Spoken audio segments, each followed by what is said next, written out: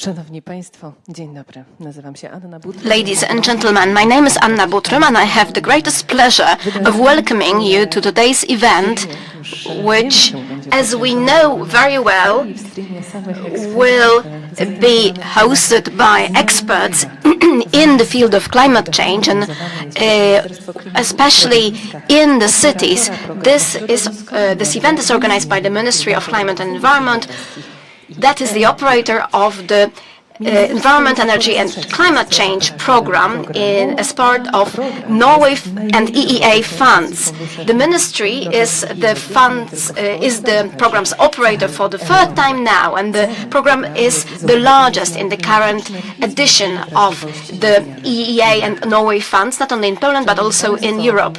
Its objective is to mitigate climate change, adapt to climate change, and decrease vulnerability to it. On behalf of Mr. Adam Guibruzet-Czetwertyński, I would like to welcome His Excellency Anders Eide, the Ambassador of the Kingdom of Norway in Poland.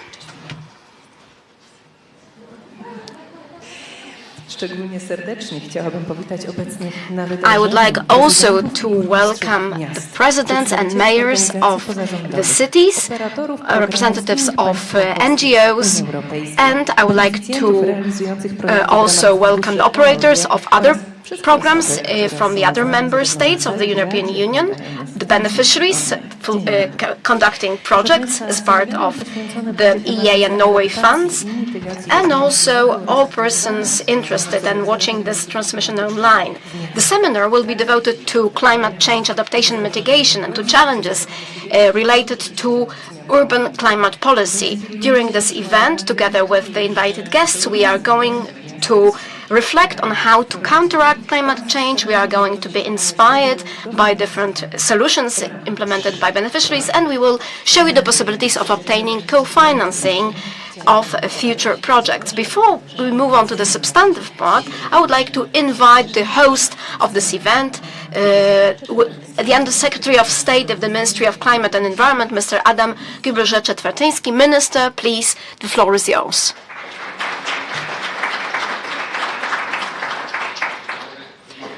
Good morning, everyone. Thank you for this introduction, Your Excellency, mayors, ladies and gentlemen. It is a greatest pleasure to open this event and to welcome you here, both of you present physically in the room and those who follow this discussion remotely. We are holding today's debate while at the same time in Egypt we have the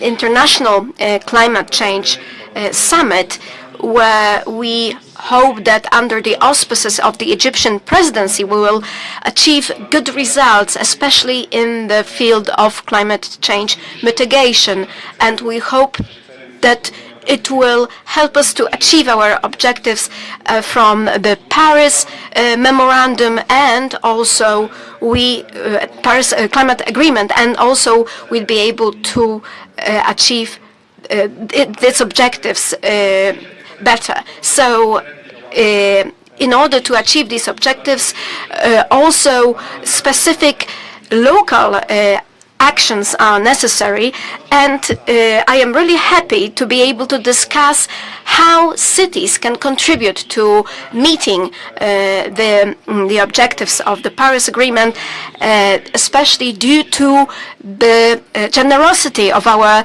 donors from Norway, from Liechtenstein, from Iceland, and thanks to the funds of Norway and EEA, we are able to carry out projects that enable sustainable development of cities. We've been able to support over 100 projects so far with the participation of numerous partners, both from Poland and Norway, Iceland, Liechtenstein, and this international cooperation is a very precious element of these projects. We know that today cities are developing very dynamically.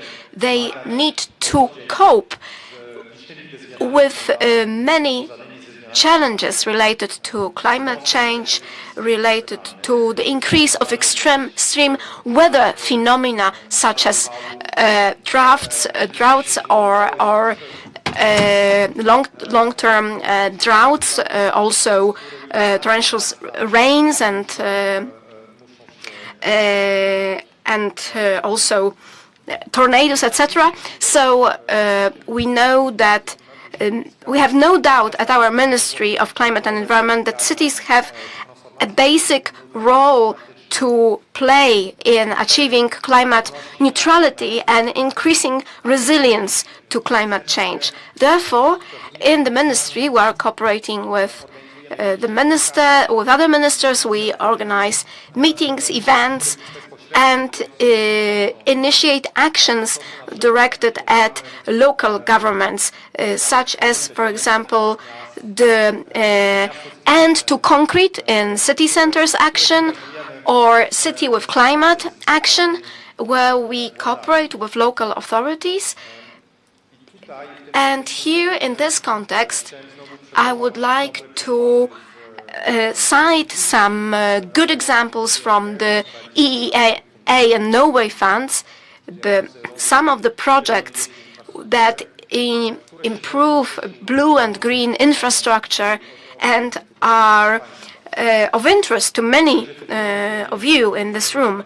Among us, I don't think I have to persuade anyone to the necessity of undertaking actions for climate. But I believe that our meeting today will be a great occasion not only to reflect on the challenges awaiting cities, but also an impulse to take decisive action in favor of sustainable development. Thank you.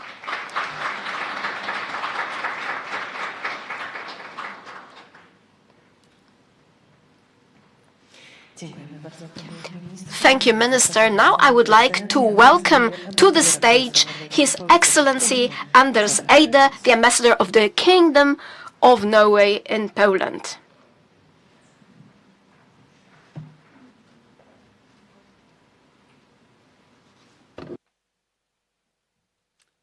Dzień dobry, good morning, everyone. Dear Minister, ladies and gentlemen, dear friends. First of all, our condolences and solidarity with Poland due to what happened on the Ukrainian border 2 days ago. Poland and Norway are strong allies and partners. We fully support, both of us, Ukraine's brave defense against Russia's illegal and indiscriminate war, and we will do so until the war is over. And thank you for inviting to this important seminar on climate change in cities supported by the EEA and Norway grants. And yes, this is indeed an important seminar. As UN Secretary General Antonio Guterres stated last week at COP27, we are on a highway to climate hell with our foot on the accelerator. These may be strong and somewhat inconvenient words, but they are unfortunately true. We need to step up climate action seriously, all of us, because we all have roles to play. And so do the cities. Cities consume 70% of the energy and account for more than 70% of the climate gas emissions. And with roughly 75% of citizens living in them, cities also have, of course, a key role to play when it comes to waste management and circularity and a lot of other things. And not least when it comes to ordinary people's welfare and well-being, the level of happiness in our daily lives. So cities are part of the problem, but also a crucial part of the solution. The good news is that cities, in my opinion, are really stepping up. International networks like C40, Eurocities, Net Zero Cities, the EU mission target of 100 climate-neutral and smart cities before 2030, and the European Covenant of Mayors have really taken on the climate challenge, often with impressive ambition and drive, both in advocacy and in action. Warsaw, I think, is one example. Since I'm using my bicycle to work every single day, all year round, I can confirm how well developed this city is when it comes to bicycling. And not to offend anyone, but I really think that a few Norwegian cities, they have some catching up to do in comparison with a lot of Polish cities. Also, the number of electric buses in Warsaw and other Polish cities, they are increasing by the day, and it's really impressive. So things are happening, and it's great to see. Another example is the circular economy, where the recent circularity gap report that we initiated under the EA in Norway grants shows that Poland scores relatively well when it comes to circularity, at least better than my own country. Point here is that with the urgency of climate change and the magnitude of the challenges we face, we need to cooperate and learn from each other. If we don't cooperate, we simply have no chance in achieving our ambitious targets. We need to cooperate within and between cities, vertically, horizontally, between the local and national level, as well as internationally, of course. And we need to inspire and learn from each other. And that's why we are here today, to share experience and ideas, to make our cities smarter, more innovative, greener, climate neutral, and resilient, make them better for our citizens to live in. I'm both very pleased and very honored that the EEA and Norway grants can contribute to these goals, and that we share with our Polish partners such strong, long-standing commitment to sustainable, green and innovative projects in Europe.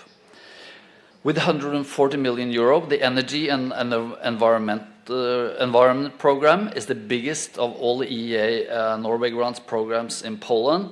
And I would really take the opportunity also to thank our partners, the program operators at the Ministry for Climate and Climate and Environment, for the excellent job that you are doing in implementing the important program. So this cooperation, together also with the rapid expansion of our bilateral energy and climate-related cooperation also in the private sector, such as in offshore wind and PV solar power and technologies such as carbon capture and storage, Norway is committed to be a long-term partner for Poland in the green transition. So thank you for that. I wish you all an excellent and fruitful seminar. Dziękuję bardzo.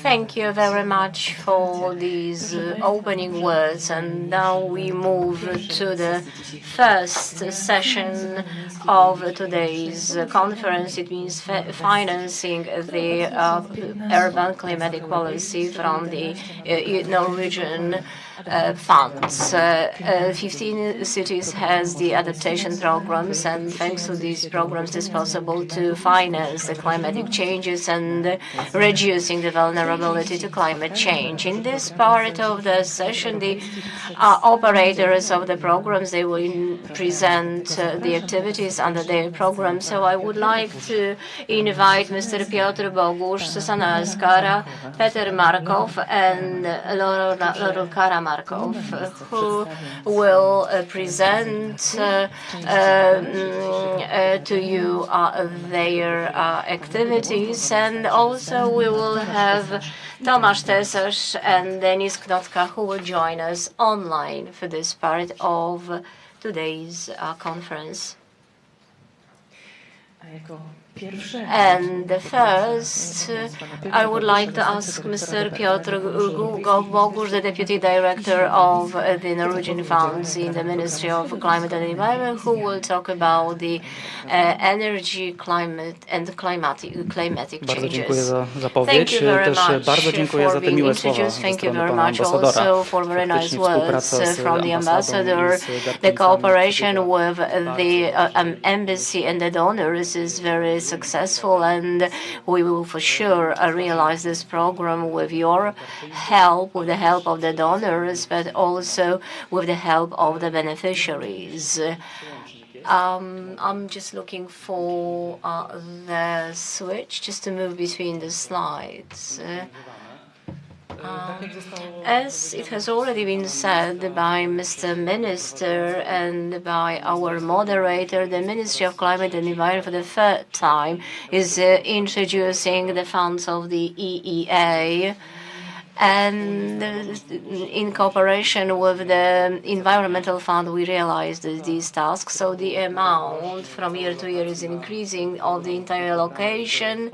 In Poland, here we have the comments that the ministry also is increasing, but in the previous perspective, due to the fact that it was very good, so we received the additional pool of funds for using. So preliminarily, it was the lower amount, that 140 million euro. Now we have 146 million euro.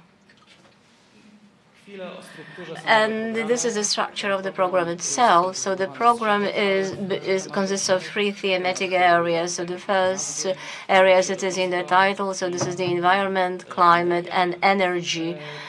And first of all, we concentrated on the calls, competitive calls, and today we'll focus on the 2 thematically related to today's conference, namely promoting the changes in the infrastructure in the city, counteracting and adapting the cities to the climatic change, and also increasing the awareness, climatic awareness in the schools.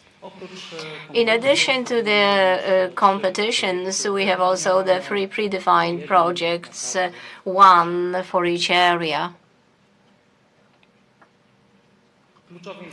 The key information on the calls. So, first of the calls for 20 million euro, this amount also includes the co-financing from the state budget, is for the activities which refer to the investments, infrastructure investments in blue and green infrastructure in cities, and it relates to these cities which have less than 90,000 inhabitants. So we decided to support these cities because we had also internal discussions in the ministry, and also for this reason that we would like to encourage these cities to undertake actions to mitigate the climatic change, because the biggest cities, they use the national funds, and the awareness in bigger cities of the necessity of investments in this area is quite big. So we wanted also to concentrate on the smaller cities to increase this awareness. And from such cities in Poland, there are 360 from 10,000 to 90,000 inhabitants. So this is a big pool of cities which were the addressees of such competition. In addition to the cities, the beneficiaries could also be NGOs and the partner organizations with these cities, which were located within the boundaries of such cities. So the activities that were supported are supported currently because the agreements have already been implemented. So these are the activities supporting blue-green investments. It means increasing the green zones in the cities, namely retention of water, then also activities of mitigation nature or promotion of the mitigating activities in the field of electromobility and support of these elements which could contribute to counteracting the climatic change. And in fact, as it was said by Mr. Minister, these activities or our actually proposal is so 91 applications submitted and 360 cities more or less were within that pool that we addressed. 84 cities were evaluated positively in the second stage assessed by the external experts. Only 19. So it means 20%, almost 20% was granted financing under those projects. And I think that this also proves that there is a big interest in such a topic, and also there is a big interest widespread, and it should be reflected also in other activities that we will undertake. So even the bigger interest was in the second of the competition I would like to talk about. This is the competition addressed to schools or to the bodies running the schools. It was also possible to support. The beneficiary could be the NGO, which also had as a partner the body running the school. And of course, the activities were smaller projects in the city, so from 500,000 euro to 2.3 million euros. So this range of the value of the project. So these were the projects on smaller scale from 200,000 to 300,000, and where these activities were mainly of educational nature. Also, there were such activities of investment nature, which were envisaged under that competition. And here we use the rule learning by doing, so also to include those school communities, local communities, to participate in the mitigation or adaptation activities. The results, the outcome, 27 times exceeded allocation available at the time of announcement. So thanks to the savings in other competition, we increased the amount from 1.5 to 3.3 million euro, the amount, and we managed. So preliminary, we had only 3 projects of financing, but actually we supported 6 projects. They are being implemented, they are in progress, and we are very happy about that outcome.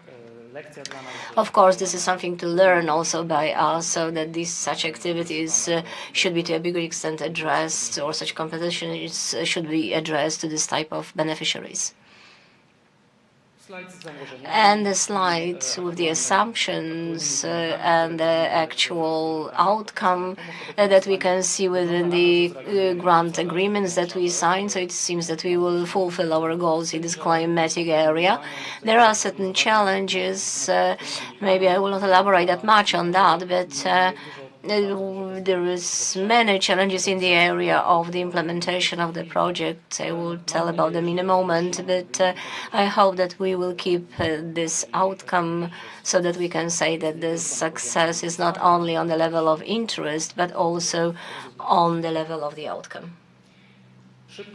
And I would like also to say what criteria actually we applied. So the criteria which was necessary to fulfill the requirements and were key in selecting the best project. So the first criterion, and also in the phase of preparation, the experts of the National Fund, together with the experts of the ministry, they prepared the manual, the textbook for the applicants. So also they could learn the exemplary requirements which will be scored the highest. So this is also the extract from those criteria that we wanted most. So this is the compliance with the adaptation plans. So there were not that many plans in our country, but now it is much better.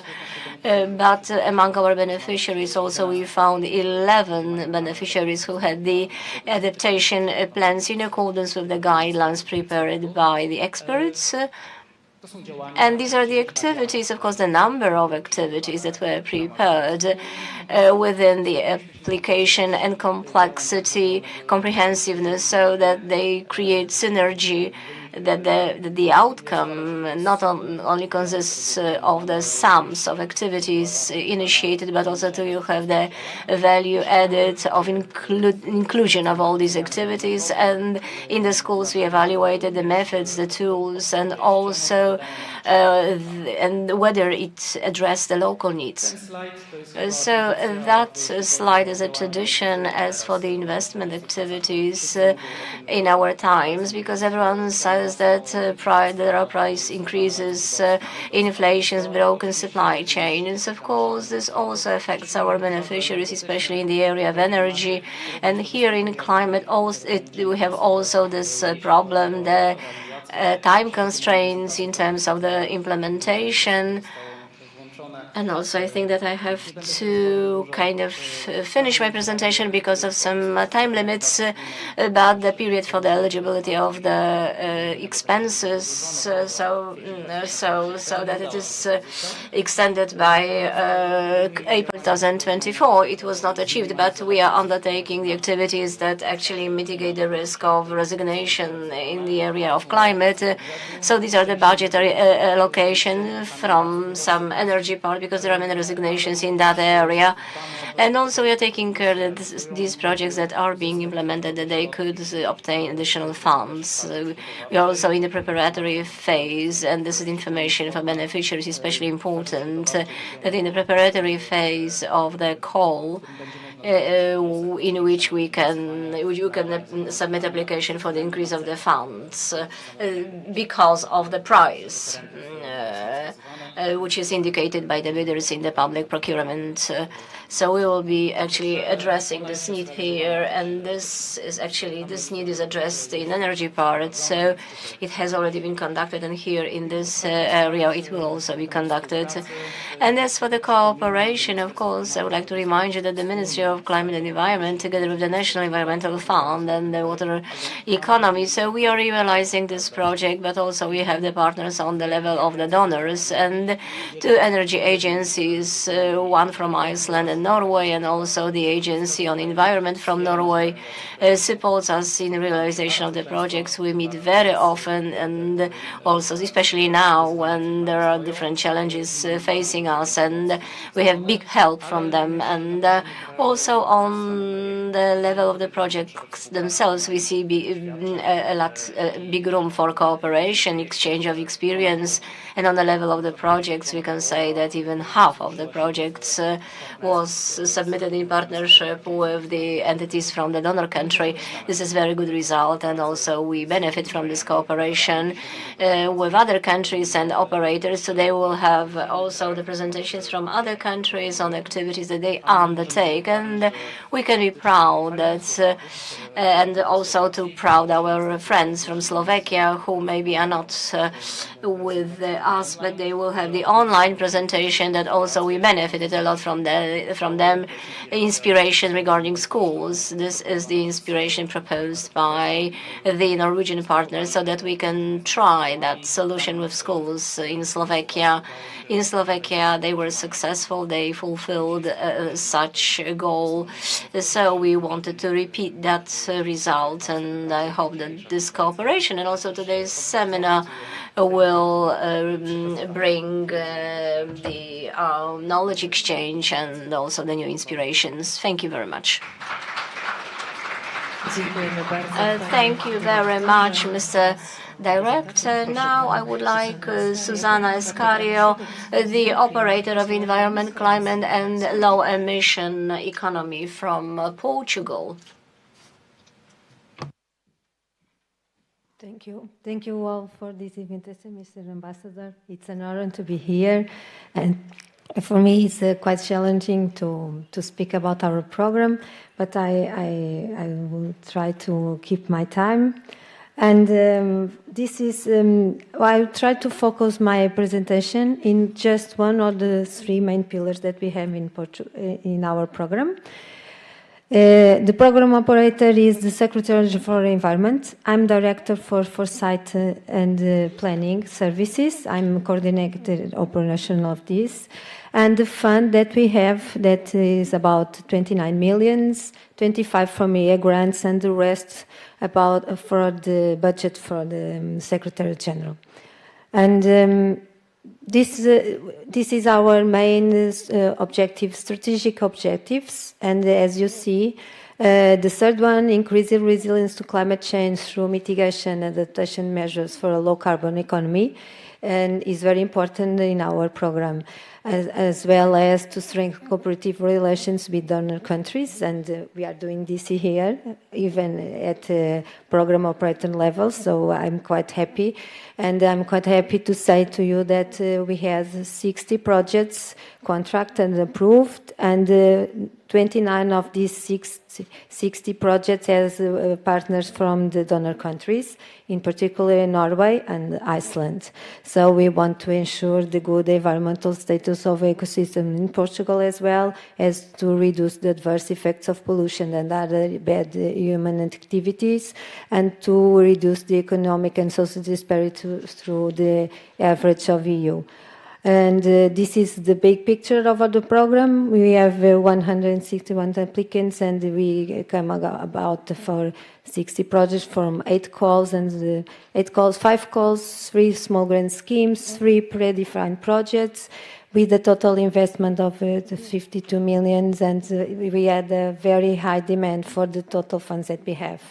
So, and this can be divided in 3 main outcomes, or 3 main operational objectives from our program: circular economy, in marine litter reduction, construction sector, and for the piloting a system for skim bottles and the return of the bottles and cans, as they have in Norway.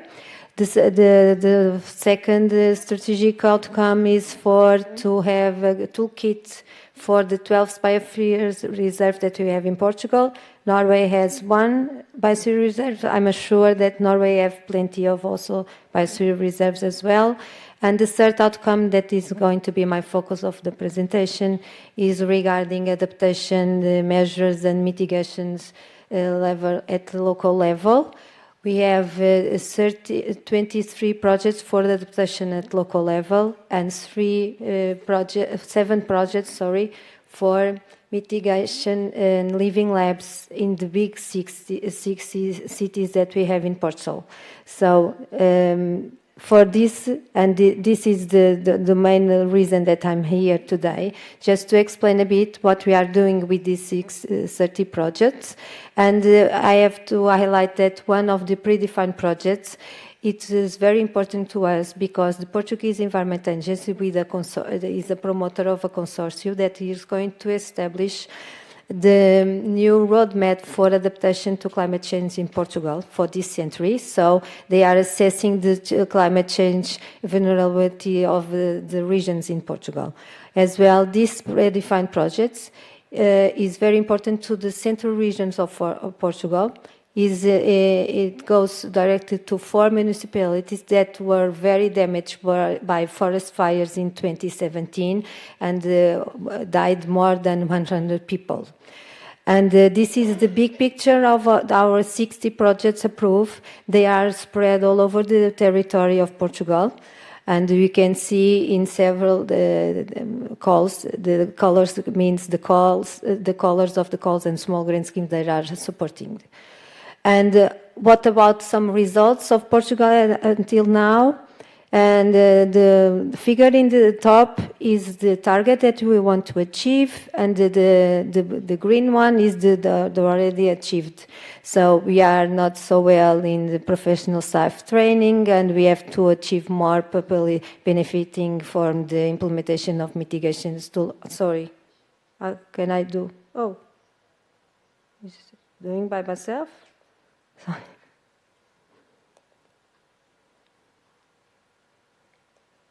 Oh, is that going back everything? Sorry.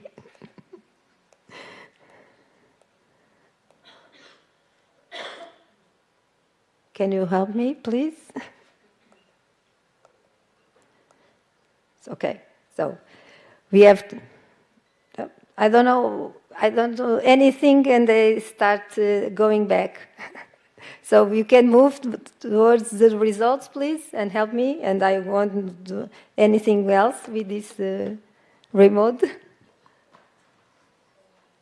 Can you back? Yes, can you put no, the other one?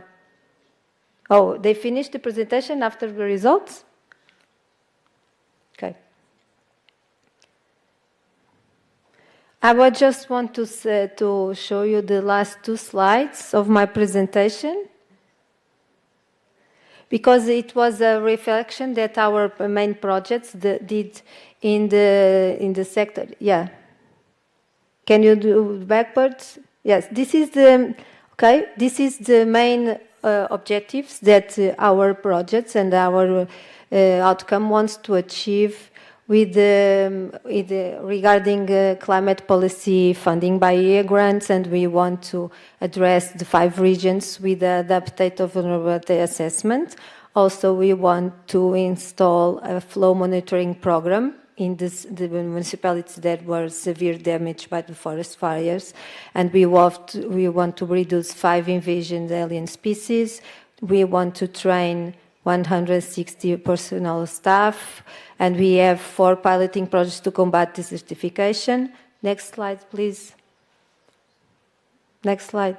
Yes, and this is we gather all the 23 projects that we have regarding adaptation at local level, and we have a webinar with all the consortiums and ask them what you think about adaptation to climate policies in Portugal, and what are the main issues, what are the main challenges, and the proposals and recommendations that you have.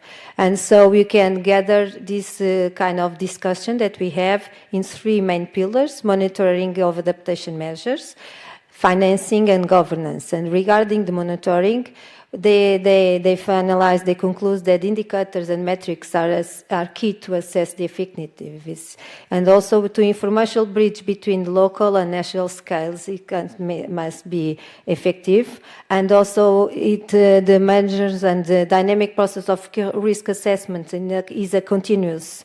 So we must have measures to adjustment in real time.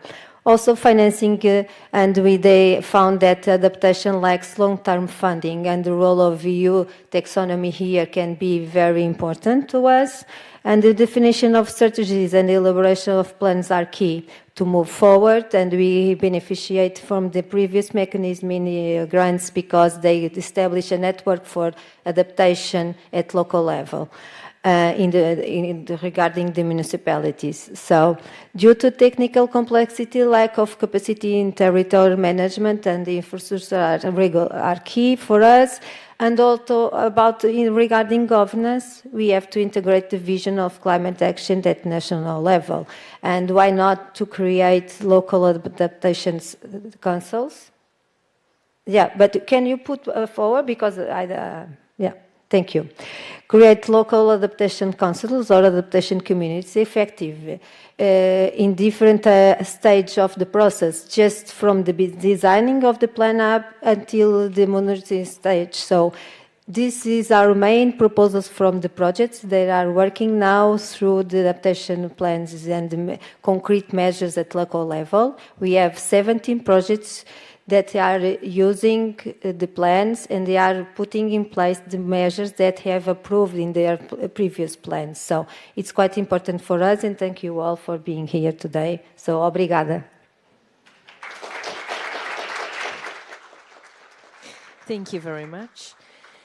Teraz, proszę Państwa, przejdziemy do działań podejmowanych. Now let us move to measures undertaken as part of the Environment and Climate Program and Energy and Climate Program in Bulgaria. Please, Mr. Markov, the floor is yours. Your Excellency. Szanowny Panie Ambasadorze, Szanowny Panie Ministrze, drodzy koledzy i koleżanki, bardzo się cieszę. Giving us the possibility to participate on this forum. It's amazing for us. Like from yesterday, we saw really great practices that we as well can use in our work and like ideas for next program period. So I'll start with my presentation. The Ministry of Environment and Water in Bulgaria is program operator together with great cooperation with the our donor program partner, Norwegian Environment Agency. Thank you. And our program is with not big amount as the Polish one. We have 13 million euro grant from Norway, and with this amount of money, we wanted to go as much as to go forward to the final beneficiaries and to go multi-dimensional. That is why we developed our program. Just a second to see how. To develop our program in four outcomes. The first is development of the evaluation system for our ecosystems. The second one is for protection of our marine waters, the Black Sea. The third one is circular economy, as the Excellency said that this is really important as well. For us, it's really important, the waste management and how the municipalities manage their waste and use it as a resource for to generate more outcomes for the local communities, as well as the main pillar, the climate change. This is with the highest amount for our program. And I will continue with outcome one, which is the monetary evaluation system for all Bulgarian ecosystems. I will pass to fastly to the climate change outcome, but would like to say that this is really important, not only for us like a government, but as well, it's really important for our business to evaluate the ecosystems services that it's provided, and in a way to develop the business services better for future generations. The outcome to marine waters. Here we have two ways. One is a predefined project, Sirena, and one, I don't know. Yeah. Still, I want to continue with this slide, please. This is the predefined project. This predefined project is implemented with donor project partner, the Institute of Marine Research, which is a really valuable partner for us, giving us a lot of know-how, how to develop a capacity of our institutions which is responsible for management of the Black Sea protection. The small grant scheme, assessment, monitoring, and the management system of marine waters. This was almost, I don't know how, yeah. This I want to stay with this.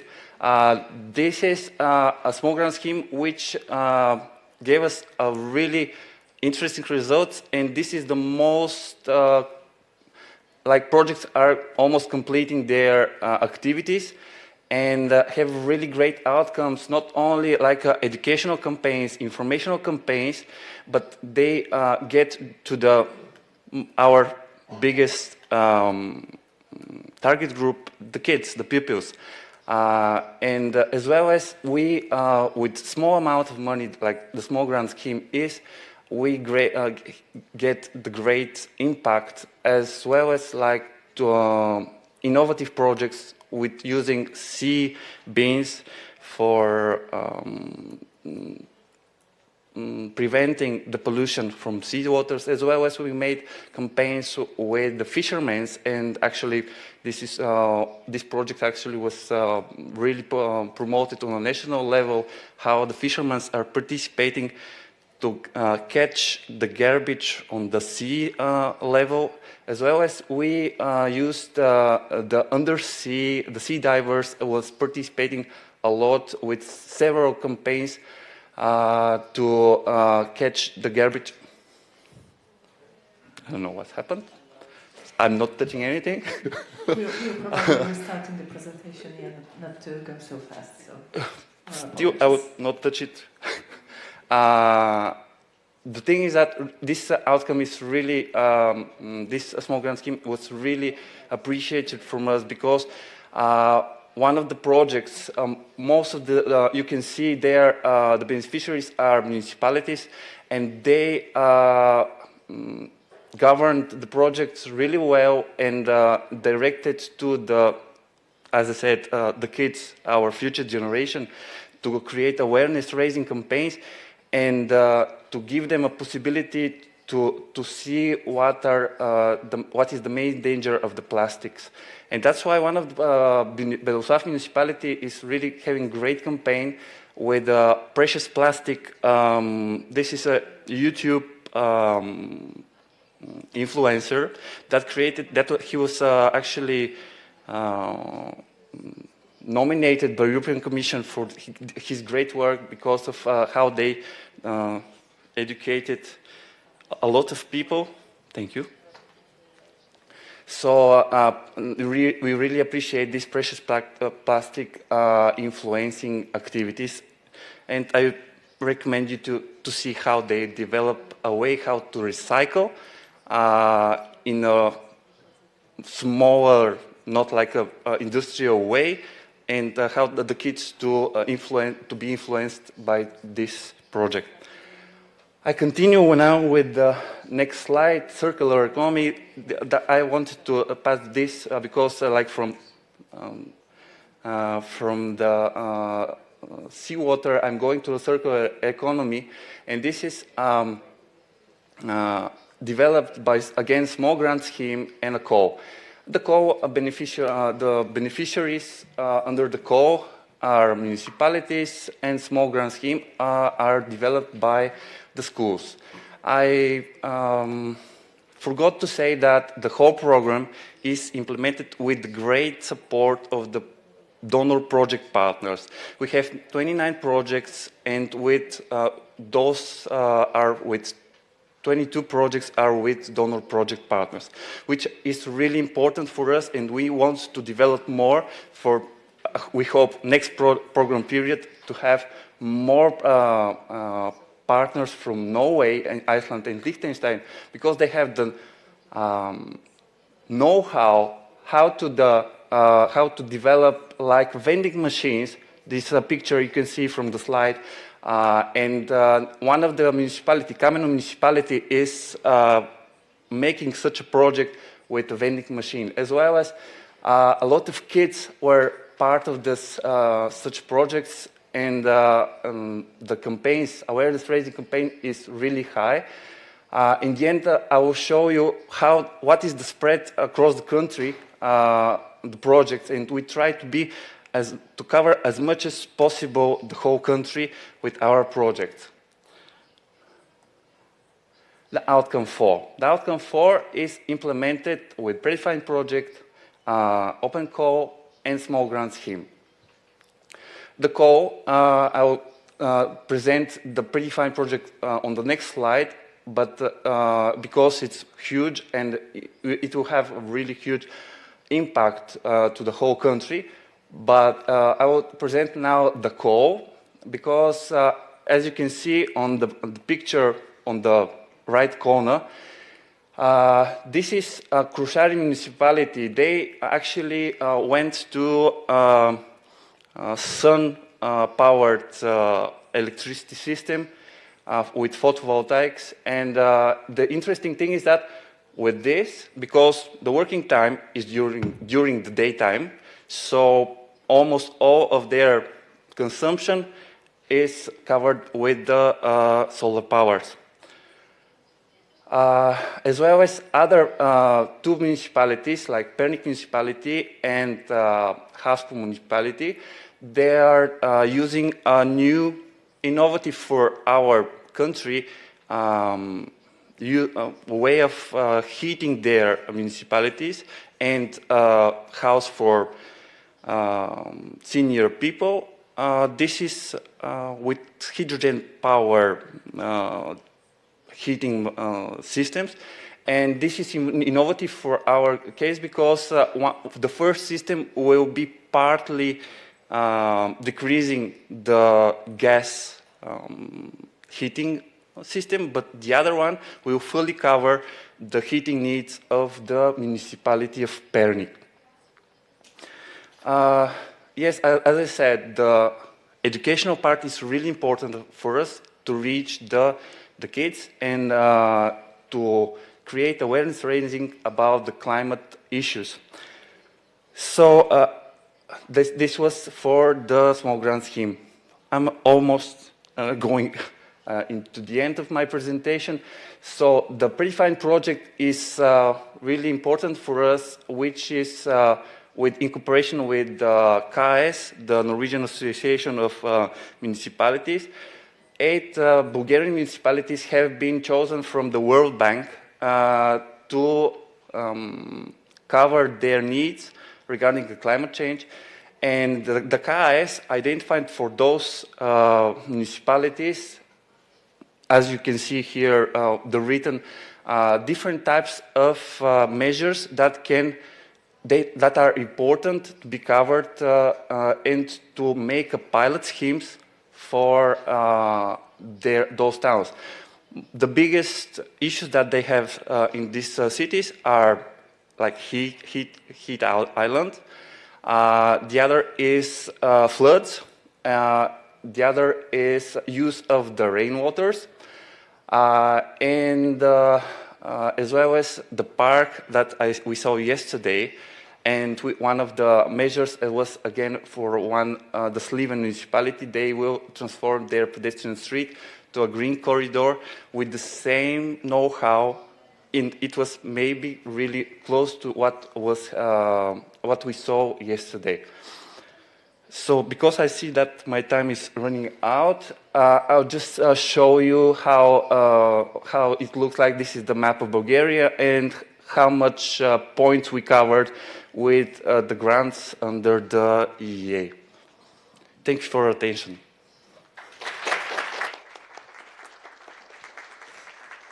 Thank you very much for your presentation. Teraz połączymy się online.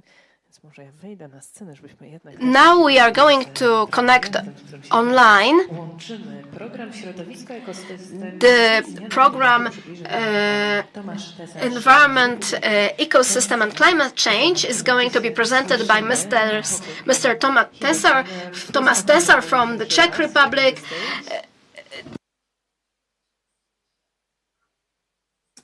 Hello everyone, can you hear me? Yes, we can hear you clearly, so the stage is yours. So, ladies and gentlemen, I'm so glad to be here among you, at least virtually, let's say, and give you a short presentation and overview as regards the Czech environmental program within the current programming period of the Norway grants.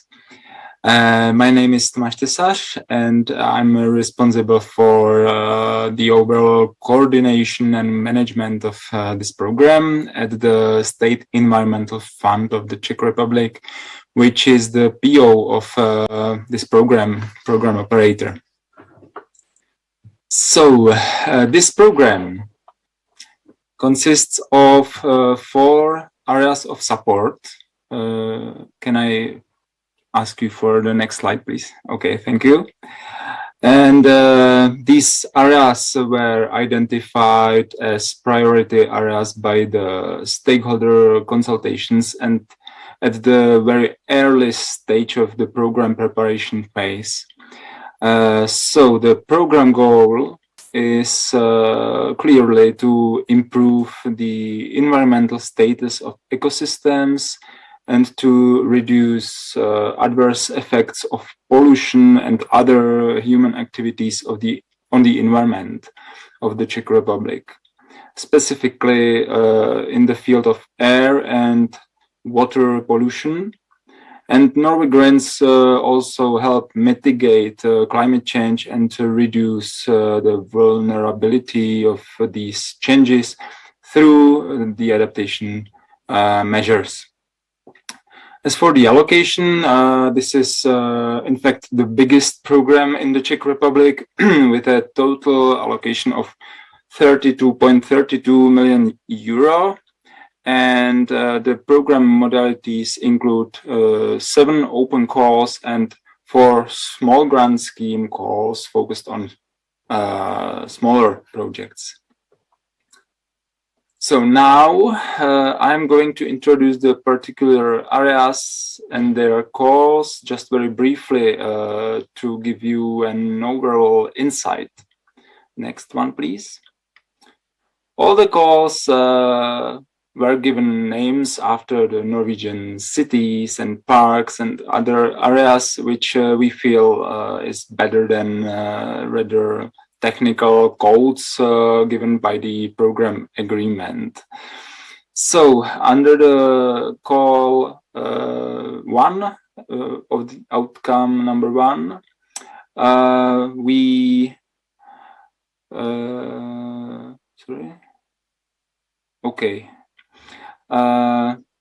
we focused on pilot projects in the field of ecosystems and habitats. And their basis was the transfer of best practice and innovative approach from other research projects in the field of ecosystems and biodiversity protection into the conditions of the Czech Republic. And the small grant scheme was focused on small projects aimed at red list species protection, while 22 projects were supported by this small grant scheme call. Next one, please. In the second outcome, 2 calls were prepared to monitor the air pollution. In the open call Tromsø, we wanted to identify the type of pollution and to find the source of this pollution, which should lead to the creation of action plans that would identify the cause and the proposal how to prevent it. So 6 projects were supported, and we hope that their results might be the basis for the follow-up projects in other call in the output number 4, which will be introduced to shortly. In a few weeks, we are going to launch the last call within this program, which is small grant scheme named after the Norwegian cluster of islands, Svalbard. And this call will be focused similarly on air monitoring, but mainly on local air pollution caused by local heating. Next one, please. In the third area of support, we aim at a reduction of impact of human activities on water quality. And there were again 2 open calls launched under this outcome. The call Ålesund will help monitor emerging pollutants in the aquatic environment. And in the call named after the city of Trondheim, 6 pilot projects on micropollutants reduction in surface waters were supported. Next one, please. Finally, the outcome number 4, which I believe is the most important for this seminar, was focused on climate change adaptation and mitigation. As this topic has become one of the most important, I believe, in recent years, at least, we set a substantial part of the program allocation for the issues related to this program area. We launched 1 small grant scheme to develop adaptation strategies and 2 open calls on the implementation, physical implementation of adaptation and mitigation measures. Next one, please. Yes, so this is one of the calls focused on mitigation and adaptation measures physically being implemented by the project's let's say implementation, and I will talk about all these calls in this outcome in more detail later. And as currently ongoing course Stavanger is focused on the implementation of measures identified by the adaptation strategies, I will focus in more detail on all these outcome 4 calls. In this area, we supported also 9 projects similarly focused on implementation of measures in the area of climate change and climate strategies. And we had also one cross-cutting small grant scheme, REINE, focused on awareness raising and educational activities in environmental protection and in all 4 areas of support identified by the program. And again, there was a huge interest of applicants. We received more than 120 applications and only 28 of them are being implemented still right now. Next one, please. So speaking of the area number 4, I wonder you might be interested in getting more detailed picture of the calls and their results. So regarding the small grant scheme number 3, Oslo, we wanted to support development and adoption of adaptation strategies, which were in fact quite cheap to get, because the average grant amount was approximately 30,000 euro, and over 40 projects were supported, and more than half of them has already been finished by adoption of the created adaptation strategies by the relevant executive bodies. In case you would like to read some good examples of the created documents, you can find them under the links on the next slide.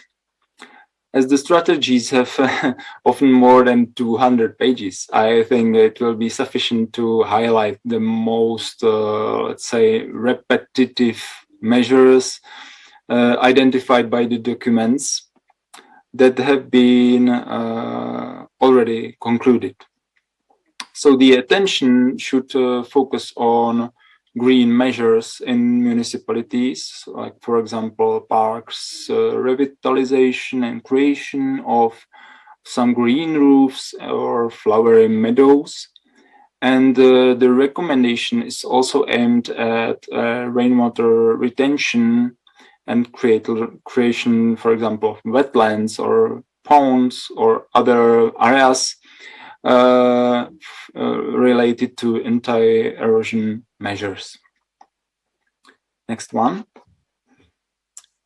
Yeah, as there are still no finished projects in Bergen-Col, I can't share any results yet, but we expect them by the end of the next year. So we are going, of course, to share the project stories on our website after the projects are completed. Nevertheless, there are some promising projects focused on green and blue infrastructure elements. And of course, these will be communicated properly. Next one. Yeah, our greatest attention now turns to the ongoing open call Stavanger. We are receiving dozens of questions by applicants, which show that the implementation of green measures helping both the air quality protection and adaptation and mitigation measures is really a significant topic. That's why we set up the biggest allocation of the program to this call. And as it is too early to share the selected measures because they haven't been selected yet, I can give you the examples of measures that can be implemented and that in fact have often been mentioned in adaptation strategies and action plans of previous goals. So in the area of air protection, we suppose that, for example, rows of trees or shrub floors might be created to help the status of air pollution. And in the field of climate change adaptation and mitigation, we envisage receiving applications containing creation of residential greenery, tree planting, or restoration of green areas. Well, in short, that's it. I hope you have enjoyed this kind of overview, and should you have any further questions in the future, please do not hesitate to contact me or my colleagues and visit our website, which you see at the slide. So thank you very much. Thank you very much for this presentation. We come back to the presentation in the room. This is the Croatia. Lovre Karamarko will be our presenter.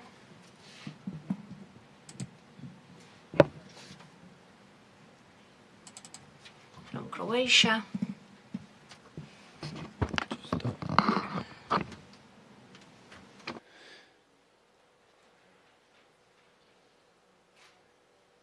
Yeah, for the very beginning, I would like to greet Your Excellency, dear colleagues, respectful guests that have been following us in person and online.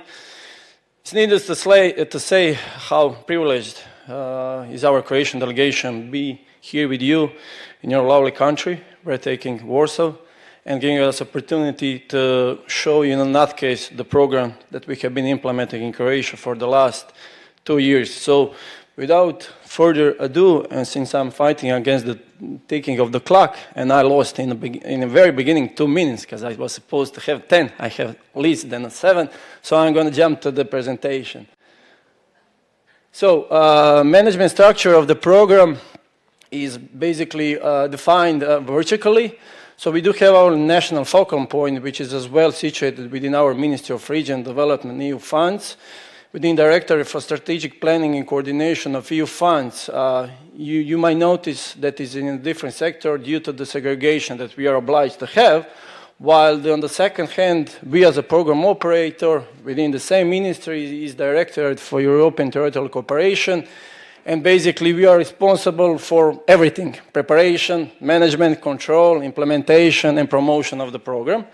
So along the, I would say, bumpy road that has been laying ahead of us, we have the strong support coming from program partner Energy Institute Hrvoje Požar, and they are assessing us in a technical and professional support because, mind you, more regular public servant isn't so skillful in terms of energy. So without them, I rarely say that there would be a program at all. And last but not least, we do have our donor program partners, Norwegian Water Resource and Energy Authority, and they are supervising and implementing the program and, of course, helping us a lot.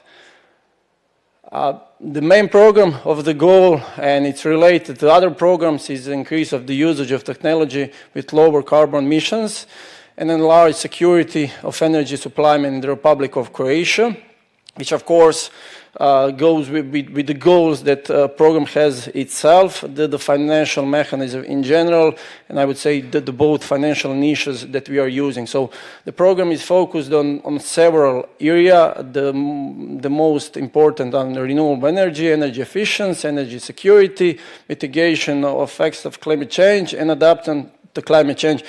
In theory, it seems quite doable, but mind you, in practice, it's quite challenging.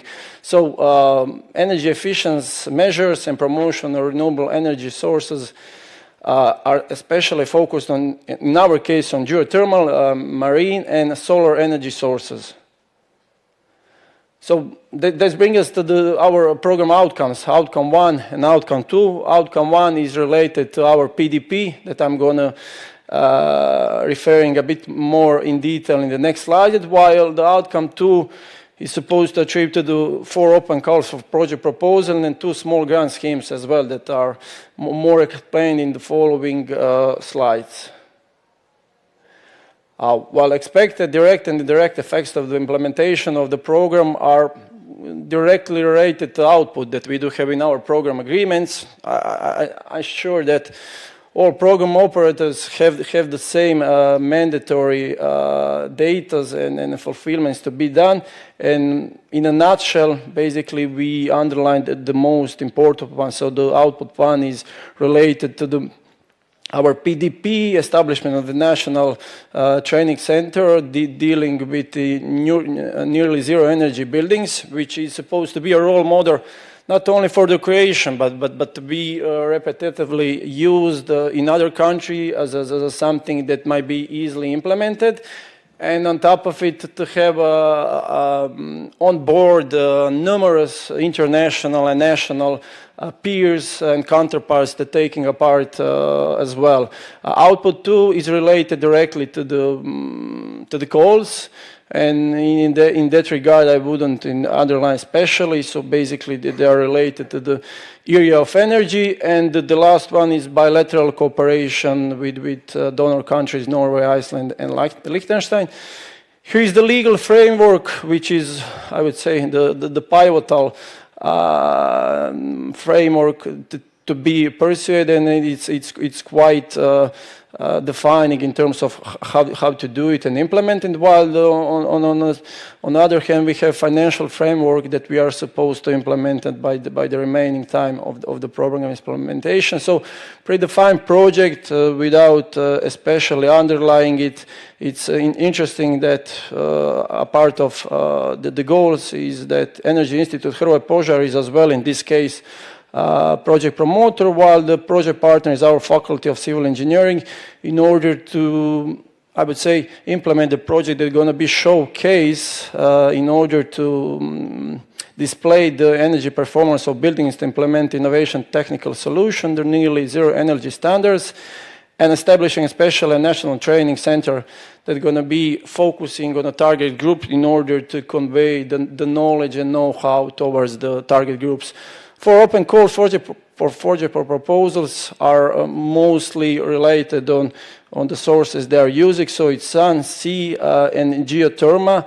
And as you can see, they are unequally divided. The most important is solar energy due to its envelope. And mind you, Croatia is a heavily sunny country, so that's the reason why we had the most fun in that very call. And as you can see, apart the photovoltaic power plants, in a second we are installing seawater heat pumps, and a part of the technical documentation we do have as well the implementation of the projects regarding the geothermal energy, and they are all time consuming, and that's something that's another challenging feature within our calls. This is the main features of all 4 open calls that they are granted in 85% coming from the donor country. Project duration is 12 to 24 months, while the grant amount per project was between 200,000 and 1.3 million euros. Basically, everybody could apply. So as you can see, we basically open opportunity for potential beneficiary to come aboard. On top of it, we have 2 more small grant schemes. They are both heavily related on geothermal, because according to 2 previous calls, we basically come to the conclusion that we are missing data. And by speaking with expert community and some other countries that are more advanced, especially the colleagues from Iceland, we come to the conclusion that we are supposed to publish these 2 calls as well. These are the implementation results of the programs. So far we have contracted overall 34 projects. So basically, according to the allocation that we have done, and you maybe see discrepancy between the allocations that I showed you in the previous slides and in this one, but the discrepancies are directly related to the savings that we have had within mostly geothermal energy, and therefore we made reshufflements, of course, endorsed by FMO and our donor program partner in order to grant the most, I would say, mature projects within the solar energy and the sea energy. Overall, in the corner, green corner, we have the total grant amount of the program level that has been contracted, and the remaining funds are the funds that we are using for program management, and the remaining parts are going to be used for potential savings that are going to be needed to the projects. This brings us to the several last slides. As you can see in the left corner, we had implementation workshops in September and October, and basically we were going along the Croatia, animating the potential beneficiaries in order to get them familiar with the calls framework and the efficient way how to implement them. Because at the end of the day, and we are, I would say, all may agree easily that our program is going to be good as the beneficiary going to be doing their job. So we are always on their disposal, and this workshop is one another proof that goes in that direction. On top of it, we have as well bilateral cooperation on project implementation. As you can see, out of 34 contract projects, 23 of them have donor project partners, on which 10 are from Iceland and 13 from Norway. Unfortunately, we didn't have any from Liechtenstein, even though we were organizing matchmaking events in order to stimulate, but we didn't receive any potential proposal. Project progress reports, we are now in the phase of the first project report that are currently in the control phase, and we are expecting to have first payments by the end of the year. Project beneficiary profiles is as it is outlined within the circles, and in the circles I would especially underline the cities, since the city played an important role in our today's event. So basically, as a project promoters and the project partners, they are equally present. And mind you, we have indeed the biggest cities in Croatia, like Zagreb, like Split, like Dubrovnik, like Rijeka. I'm sure you have heard of, many of you visit as well. And if you ever stumble on EA grants label, it's going to be financed by our program. That brings us to the slide of our, I would say, website, since we are having everything bilingual. So on a regular basis, you can follow our program development and what has been going on this very website. And that brings me to the end of the presentation, and I thank you for your attention. Thank you very much for this presentation. A my znów łączymy się z naszym kolejnym prelegentem online. And we are joining our program. Denis Knopka from Slovakian Ministry of Climate. Can you hear? Confirm, so we can check whether we can hear you as well. Good morning. Thank you very much for inviting me. Can you hear me? Yes, we can hear you. All right. So, dear ladies and gentlemen, thank you for my Polish friends for inviting me to this seminar. My name is Denis Knotka. I'm representing Ministry of the Environment of the Slovak Republic, and I'm performing the duties of program operator of the program SK Climate, Climate Change Mitigation and Adaptation. Can you please see my presentation? Yes, we can see your presentation here in the room and okay. the stream. Okay, so I move on to the first slide. The program SK Climate is financed by the donor states, Iceland, Liechtenstein, and Norway. The beneficiary state is Slovak Republic. As I already said, the program operator is Ministry of the Environment of the Slovak Republic, and national focal point is Ministry of Investments, Regional Development, and Informatization of Slovak Republic. Our dear donor program partners are institutions from Norway. The first one is Norway Directorate for Water and Energy. The second one is Norway Directorate for Civil Protection. And the third one is Norway Environmental Agency. I would like to say that the cooperation is very important with our DPPs. And especially last week we had our DPPs in Slovakia. We did the field trip to see the concrete project results, and we organized also the cooperation committee meeting last week. So the discussion and the cooperation is very fruitful and very effective.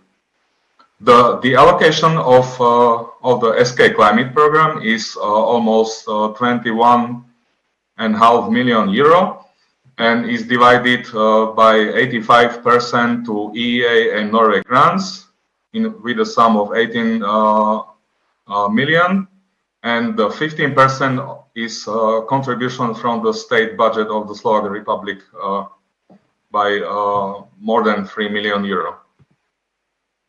The overall goal of SK Climate program is climate change mitigated and vulnerability to climate change reduced.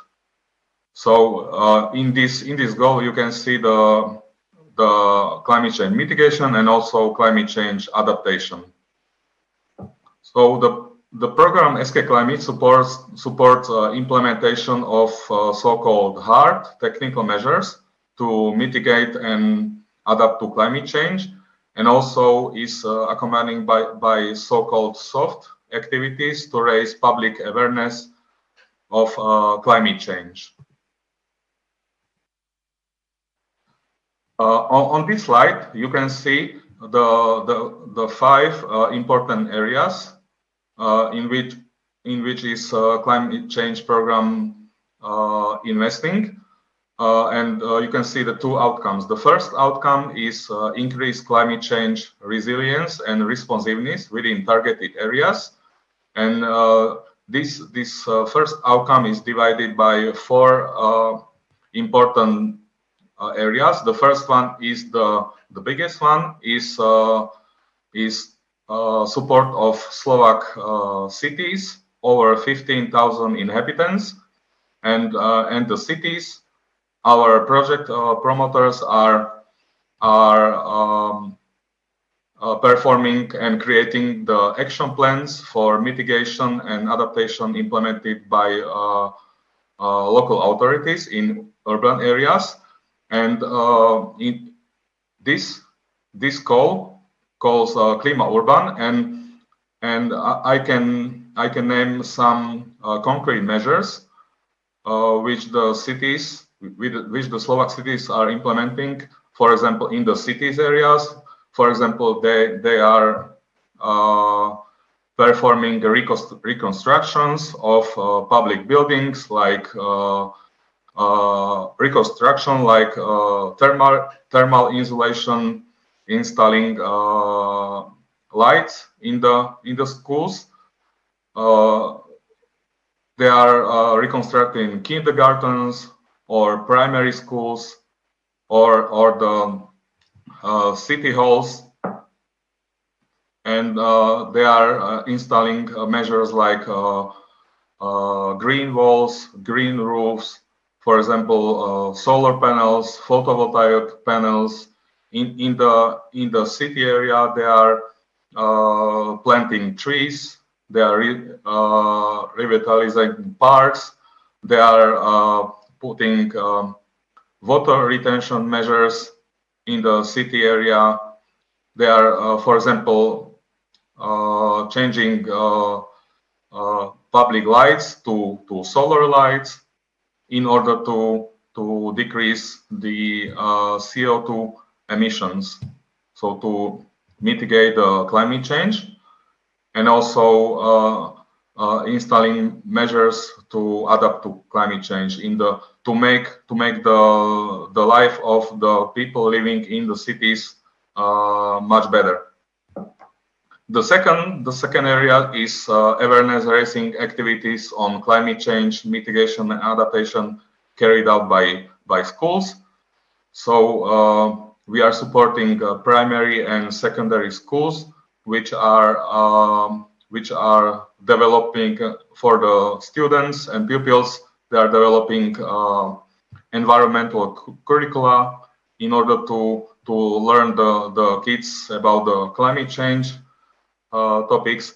They are also performing concrete hard measures in the schools area, in the school campuses, like, for example, building eco-pedagogical areas for students. They are planting trees, installing solar panels in the schools, photovoltaic panels. They are changing lights to solar lights, and so on. The third area is awareness raising activities on climate change carried out by the whole public in way of informal learning. And the fourth area is our predefined project called Climate Change and Environment Education Center in Dropie. This aim of this predefined project is to educate students and the local decision makers from the municipalities how to adapt to climate change and so on. The fifth area is finance in the outcome number 2 is enhance ability of targeted ecosystems to adapt to climate change. So we are in this program we are supporting to restoration of degraded wetlands ecosystems, because the wetlands are very important for the nature. They store carbon. The life is created in the wetlands, so they are integral part of our program. On this slide, you can see the pictures of concrete measures implemented in our projects, because me and my colleagues, we are performing on-site monitoring and financial control. And on these pictures, you can see the concrete measures implemented in the cities and schools. For example, as I said already, the thermal insulation of kindergartens and primary schools, installing water ponds, changing lights, installing water retention measures, waste management, planting trees, building eco-pedagogical area. So there are many results in our projects. On these slides, you can see in numbers, we have 8 cities projects for more than 10 million euro. We have 30 primary and secondary schools projects for more than 1 million. We have 6 wetlands projects with a sum of 4.8 million. We have 3 projects for wide public awareness raising activities. And we have 1 predefined project, Climate Change and Environment Education Center in Dropie. So altogether, we have 48 projects under implementation. The most important in the SK Climate program, and I can say also in the EA grants, is a bilateral cooperation. So we have 3 levels of cooperation: on the project level, on the program level, and also on strategic strategic level. So this is enhanced collaboration between beneficiary and donor state entities involved in the program. On this slide, you can see that from our 48 projects, 25 have a donor project partner, mostly from Norway Kingdom and one from Iceland. So all the cities projects are implemented together with a donor project partner. So 8 projects from Norway, 1 from Iceland. The schools are implemented 7 projects with a partner from Norway. The Klimatu project promoters have 4 partners from Norway, and the wetlands are implemented. 3 of the 6 have partners from Norway, and the predefined project has 2 partners from Norway. And I can say that each project supported under SK Climate program contributes to the overall goal of the SK Climate program, which is climate change mitigated and vulnerability to climate change reduced. We have a so-called slogan for the project, together with good ideas, and with the SK Climate program, let's learn to mitigate and adapt to climate change. So I would like to again thank for the invitation and the possibility to present SK Climate program on this seminar in Poland, in Warsaw. And thank you very much for your attention. And on the last slide, you can see the contact details of program operator from Slovakia. So thank you very much. Thank you very much for that presentation. Proszę Państwa, tą prezentacją zakończyliśmy blok. Gentlemen, here we finish this vlog about the financing the urban climatic policy from EEA grants and Norwegian mechanism. So now you're invited to 20-minute break. So thank you very much.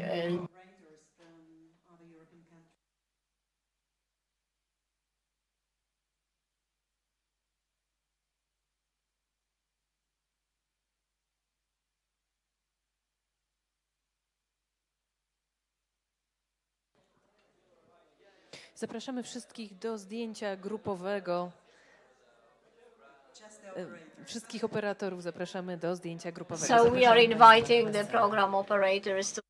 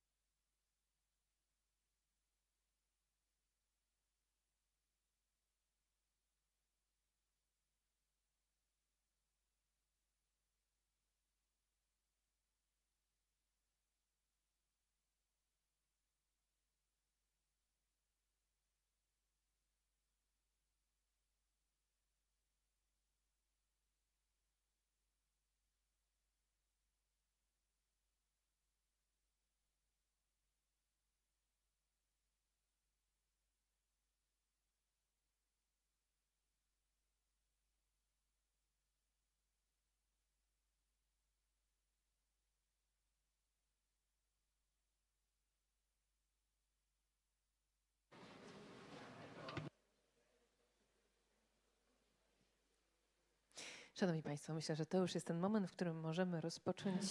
Ladies and gentlemen, I think we can start now. We can start another session of the seminar concerning the challenges of the urban climate policy. We are now going to have a panel discussion, but before we start, let me give you some context. In the recent years, we have seen many challenges emerge, such as COVID-19 pandemic, war in Ukraine, growing inflation, and the energy crisis. However, we should not forget one of the most important challenges that we have been facing for years now, and which is climate change or the climate crisis. If we want to look at the numbers, in 2007, half of the world's population was assessed to live in the city. According to the estimates as of 2018 in the UN report on urbanization, it was assessed that until 2050, almost 68% of the world's population is going to inhabit cities. In 2001, in Europe, over 75% of population lived in the cities already, and currently in Poland there is over 60 Polish inhabitants living in cities. So striving at climate neutrality is our everyday obligation. We should strive to make cities friendlier for the environment and being a healthier environment for the citizens. We can, for example, cite the mission of 100 climate-neutral and smart cities implemented by the European Commission. So now I would like to welcome you to listen to the discussion of our experts on the challenges facing today's cities. Our experts are Mr. Wojciech Augustowski, the head of the Department for the Cities and Climate Change Adaptation at the Ministry of Climate and Environment. Magdalena Młochowska, Director and Coordinator for Green Warsaw City. Mr. Bartłomiej Kozak, the head of the Division for Green Transformation of the UNEP Grid Center in Warsaw. And also Mr. Kamil Wider, the head of the Local Government Support Division at the Ministry of Funds and Regional Policy and the operator of the Local Development Program under the Norway and EEA funds. And also Mr. Otar Freyr Gislason will connect with us, representing the Icelandic Association of Local Authorities that formulates the common policy of local governments on various issues, presenting it in the contacts with the government and abroad bodies. Can you hear us well, sir? Yes, I hear you loud and clearly. I hope you hear me as well, and it's a pleasure to be invited to participate in this panel, so thank you. I hope you heard this. Thank you very much for being with us. Yes, we can hear you clearly as well. Proszę Państwa, to są moi rozmówcy, natomiast będziemy... So, here are our speakers, and we are also give the floor to our audience near the end of the discussion. So, if you have any issues, questions in the second part of the panel, we are going to have some room for that, and please then ask for the mic, and somebody will come in with a mic. So let us move directly to the subject, because it's a very broad one. Let us first start with a broad outlook. I would like to start with Mr. Wojciech, looking from the central government perspective, the division that the department of the ministry that you're heading, what are the largest challenges at the central level of climate change adaptation? When facing the numerous challenges we've seen emerge in the recent times, what would you name? Welcome, everyone. Thank you for the invite. As far as the challenges are concerned, I think there are many. We could have a lengthy discussion. We could look at them from the long-term and short-term perspective, and also from the mitigation and adaptation perspectives. Currently, the mitigation short-term challenges, such as the energy crisis, which we are facing now, is at the top of our political agenda.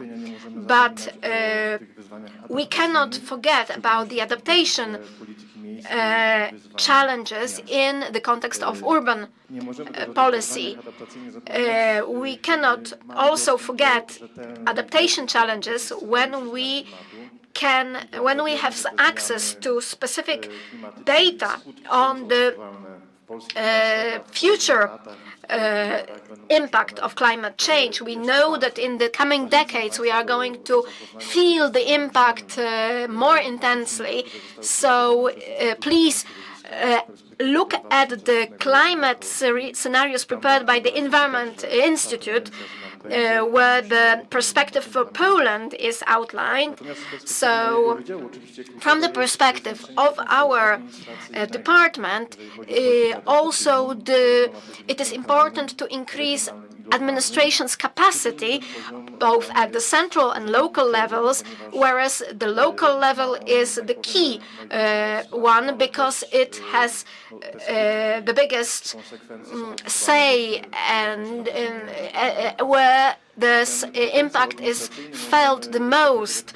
So we can treat the impact as the need to, as requiring action, requiring strategic planning, both in spatial planning and wider adaptation policy, and also programming investment projects, long-term investment projects, which is difficult and requires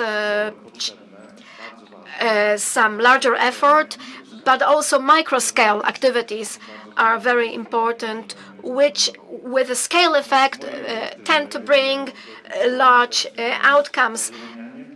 From my perspective, greening is the most important thing. It seems to me that greenery is the foundation of all adaptation measures. Now, when we sometimes cannot think only on the adaptation with the today's challenges, we have to take care of the quality of greenery that we have in the cities, but also unseal any sealed surfaces, also build and prepare space for biodiversity in the cities. So yes, apart from greening the cities, you have to unseal those impermeable surfaces in the cities. You have to look for possibilities of unsealing surfaces, concrete surfaces. It's not always possible. There are certain functionalities that are still needed, expected from concrete surfaces. However, I would still like to encourage that. And also talking about the cities, also cities in Poland, we have to remember about the structure of Polish cities, because in Poland we have almost 8,000 of cities. We are going to have 13 more of them next year, and these cities are very diverse in terms of population density and other challenges. And if we divide the cities between the cities of 50,000 and below 50,000, over 50,000 population, the 90% are those below 50,000. So really small cities. And the largest cities in Poland, however, have 60% of Poland's population. So there's accumulation. If we think of financing, every city is different, each city has different needs, challenges, but especially small cities have quite a different administrative capacity as to the management of projects, developing adaptation measures. If we look to the level of the city administration, Magdalena, would that be greening again or anything else from your perspective? I would think of more of adaptation and mitigation measures. Of course, greening is of critical importance and also necessary from the social perspective. Citizens need green space for their quality of living. Greeneries improve their life's quality. We have planted over 500,000 trees over the last few years. We've been modernized city parks, but what is critical from the city of Warsaw perspective is the purchase of land. If we want to have a lot of greenery, we have to simply start buying land for the purpose of adapting it to public green space. So, but also there is the issue of energy efficiency, and here we have to, what I always cite is that we have to modernize the municipal building resources. So we have a history in Poland that it results in most of the building being built in the communist times. They need modernization. It's an enormous amount of money that we need to adapt them to energy requirements. Photovoltaic panels are a sort of investment that really pays up well within several years.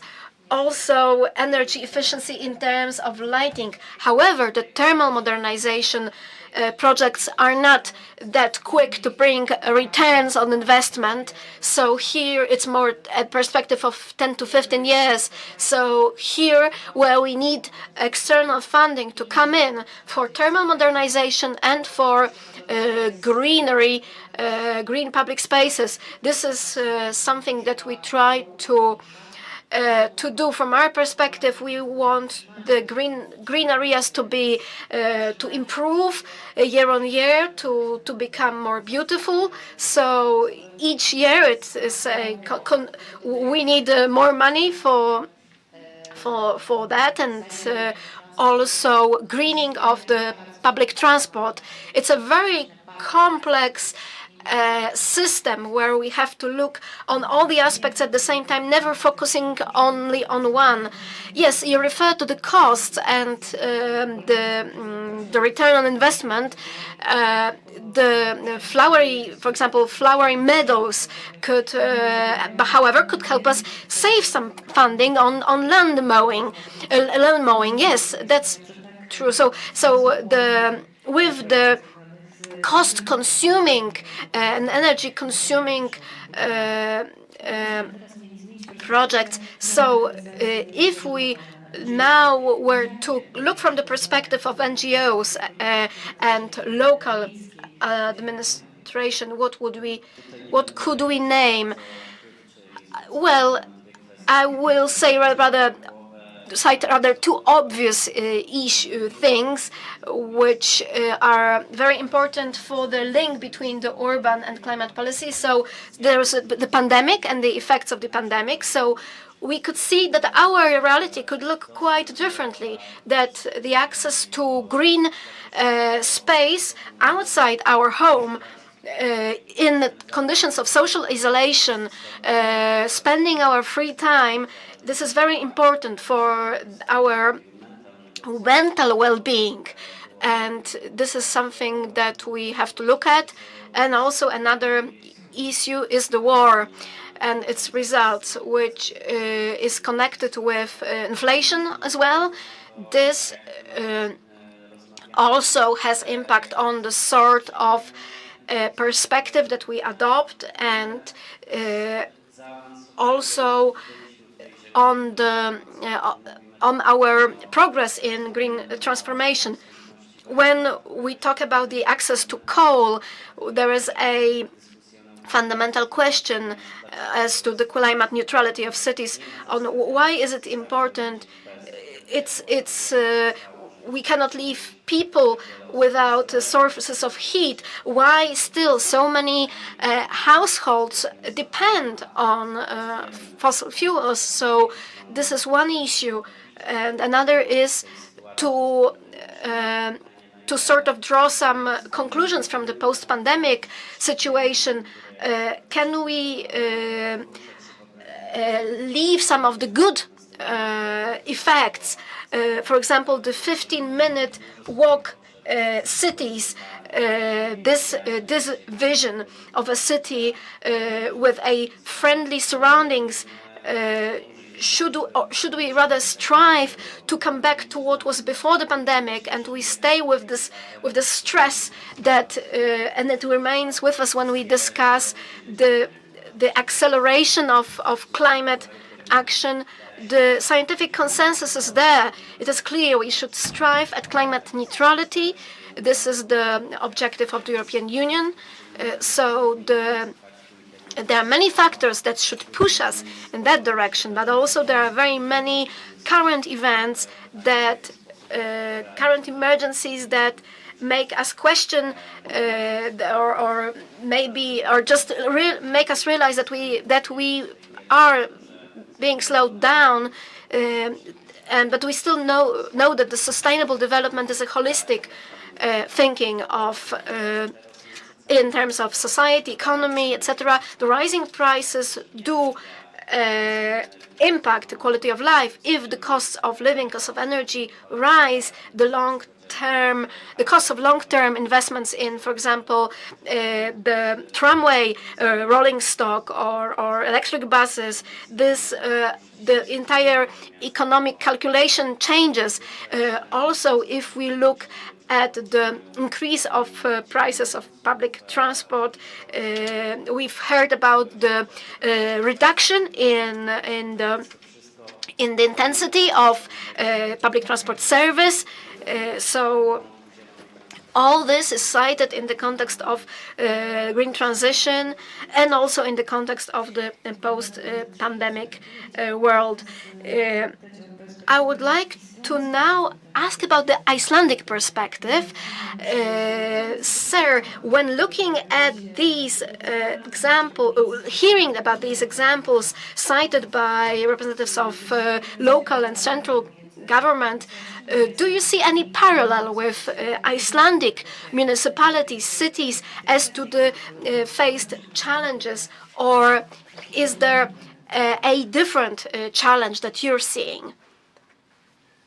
No, and thank you for the presentations earlier before the coffee break. And what I took from them is that even though the countries might be different, situated in different places in Europe, we share a lot of common challenges and what we are up against. I mean, Iceland is small, of course. We really have only one city, but still we have a couple of large towns, and then we have to think about the rural areas, of course, as well, even though that's maybe not the topic of today. But I picked up things like from Poland, for example. They were talking about green climate-friendly transport. This is a huge issue in Iceland, energy transformation in the transport sector. We have already renewable energy for our electricity and for our housing or heating of houses. But we really need to step up when it comes to the transport. We will then hopefully, as technology continues, move this into the fishing fleet that is enormous in Iceland, and then flights and so on, like everyone else is thinking. So this is something that I found common with Poland. If we jump to Portugal, they talked about adaptation, vulnerability assessments. We are really lagging behind when it comes to the adaptation. We've focused on mitigation so far, and we need to step it up here as well. Bulgaria talked about marine litter. Of course, coming from Iceland, I noticed that something of huge interest to us, of course. And then they were also talking about the circular economy, which sort of I would want to link also with marine litter, and important for us as a food-producing nation with our fisheries, is the EU recast on the Urban Wastewater Directive, where they are including other things, addressing the microplastics and pollution that enters the sea through our wastewater channels. The Czech Republic talked about ecosystems and biodiversities, and that was very good to hear, because I have to admit, in Iceland we've been having difficulties sort of rallying interest and money into biodiversity, strangely enough. But what's happening now, because we have a huge task ahead of us for restoring wetlands, and now it has been linked to climate change and mitigation of climate change, because if we reclaim our wetlands, we also stop the mitigation of greenhouse gases coming out of these areas, and we start binding. And all of a sudden, there's a huge interest. So there's a win-win there, which is good. And I don't want to be cynical about it, but it has become more sort of on the agenda because of this. And just to continue, we had also air pollution was mentioned also by the Czech Republic, which brings us also to what Poland is doing.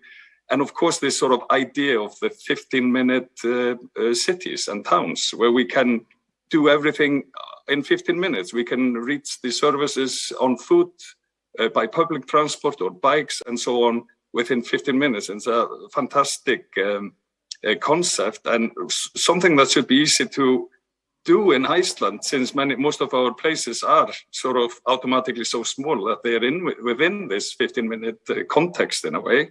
But still, people use their cars, and they use them as an umbrella when the weather is bad and so on. And this sort of brings us also to the importance of bringing the public into this and making them sort of what can they do. And I think, for example, the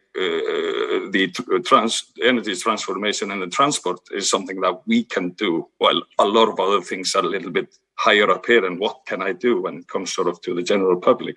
Croatia talked about renewable energy. Of course, there I listened carefully when they were talking about geothermal energy, of course. And even though we have already achieved a lot there, we want to do more. There are a couple of cold areas in Iceland, and we need to do something there. We know the heat is there, but we might have to go deeper, or we have to research it more, something that we can all sort of share those interests. And also with my friends from Norway, we've been looking a lot on their drilling techniques connected to the oil industry, because we want to drill deeper to use better our resources down there. So that's just to bring Norway a little bit in here as well. Finally, Slovakia also talked about climate adaptation, like Portugal, and the need for resilience of our towns and cities. We are experiencing more floods by our coasts. Our rivers are flooding. We are having mudslides more frequently. Again, something we share with our friends in Norway. Our deep fjords and valleys are at risk. Also pressure on infrastructure, more extreme weathers, and especially like our electricity grid is hard hit every winter now in much bigger scale and more serious than before. So again, thanks for your overview. It was just very interesting in the context of the EA and Norway grants, but also I found it really interesting just in the interest of cooperation and how we all share a lot of these challenges. Thank you. Thank you very much for such broad view on these aspects that the Iceland is striving for. So now we know more how we can also look at our challenges that we go hand in hand with Iceland to combat them. So that combating these challenges, I would like now to talk about the solution. So we stopped at NGOs during the first debate. So now about the solutions, the first question to NGOs: what support mechanism should be there, and how we can support not only the cities but also the locals, so that these climate-friendly cities could also be friendly for the locals.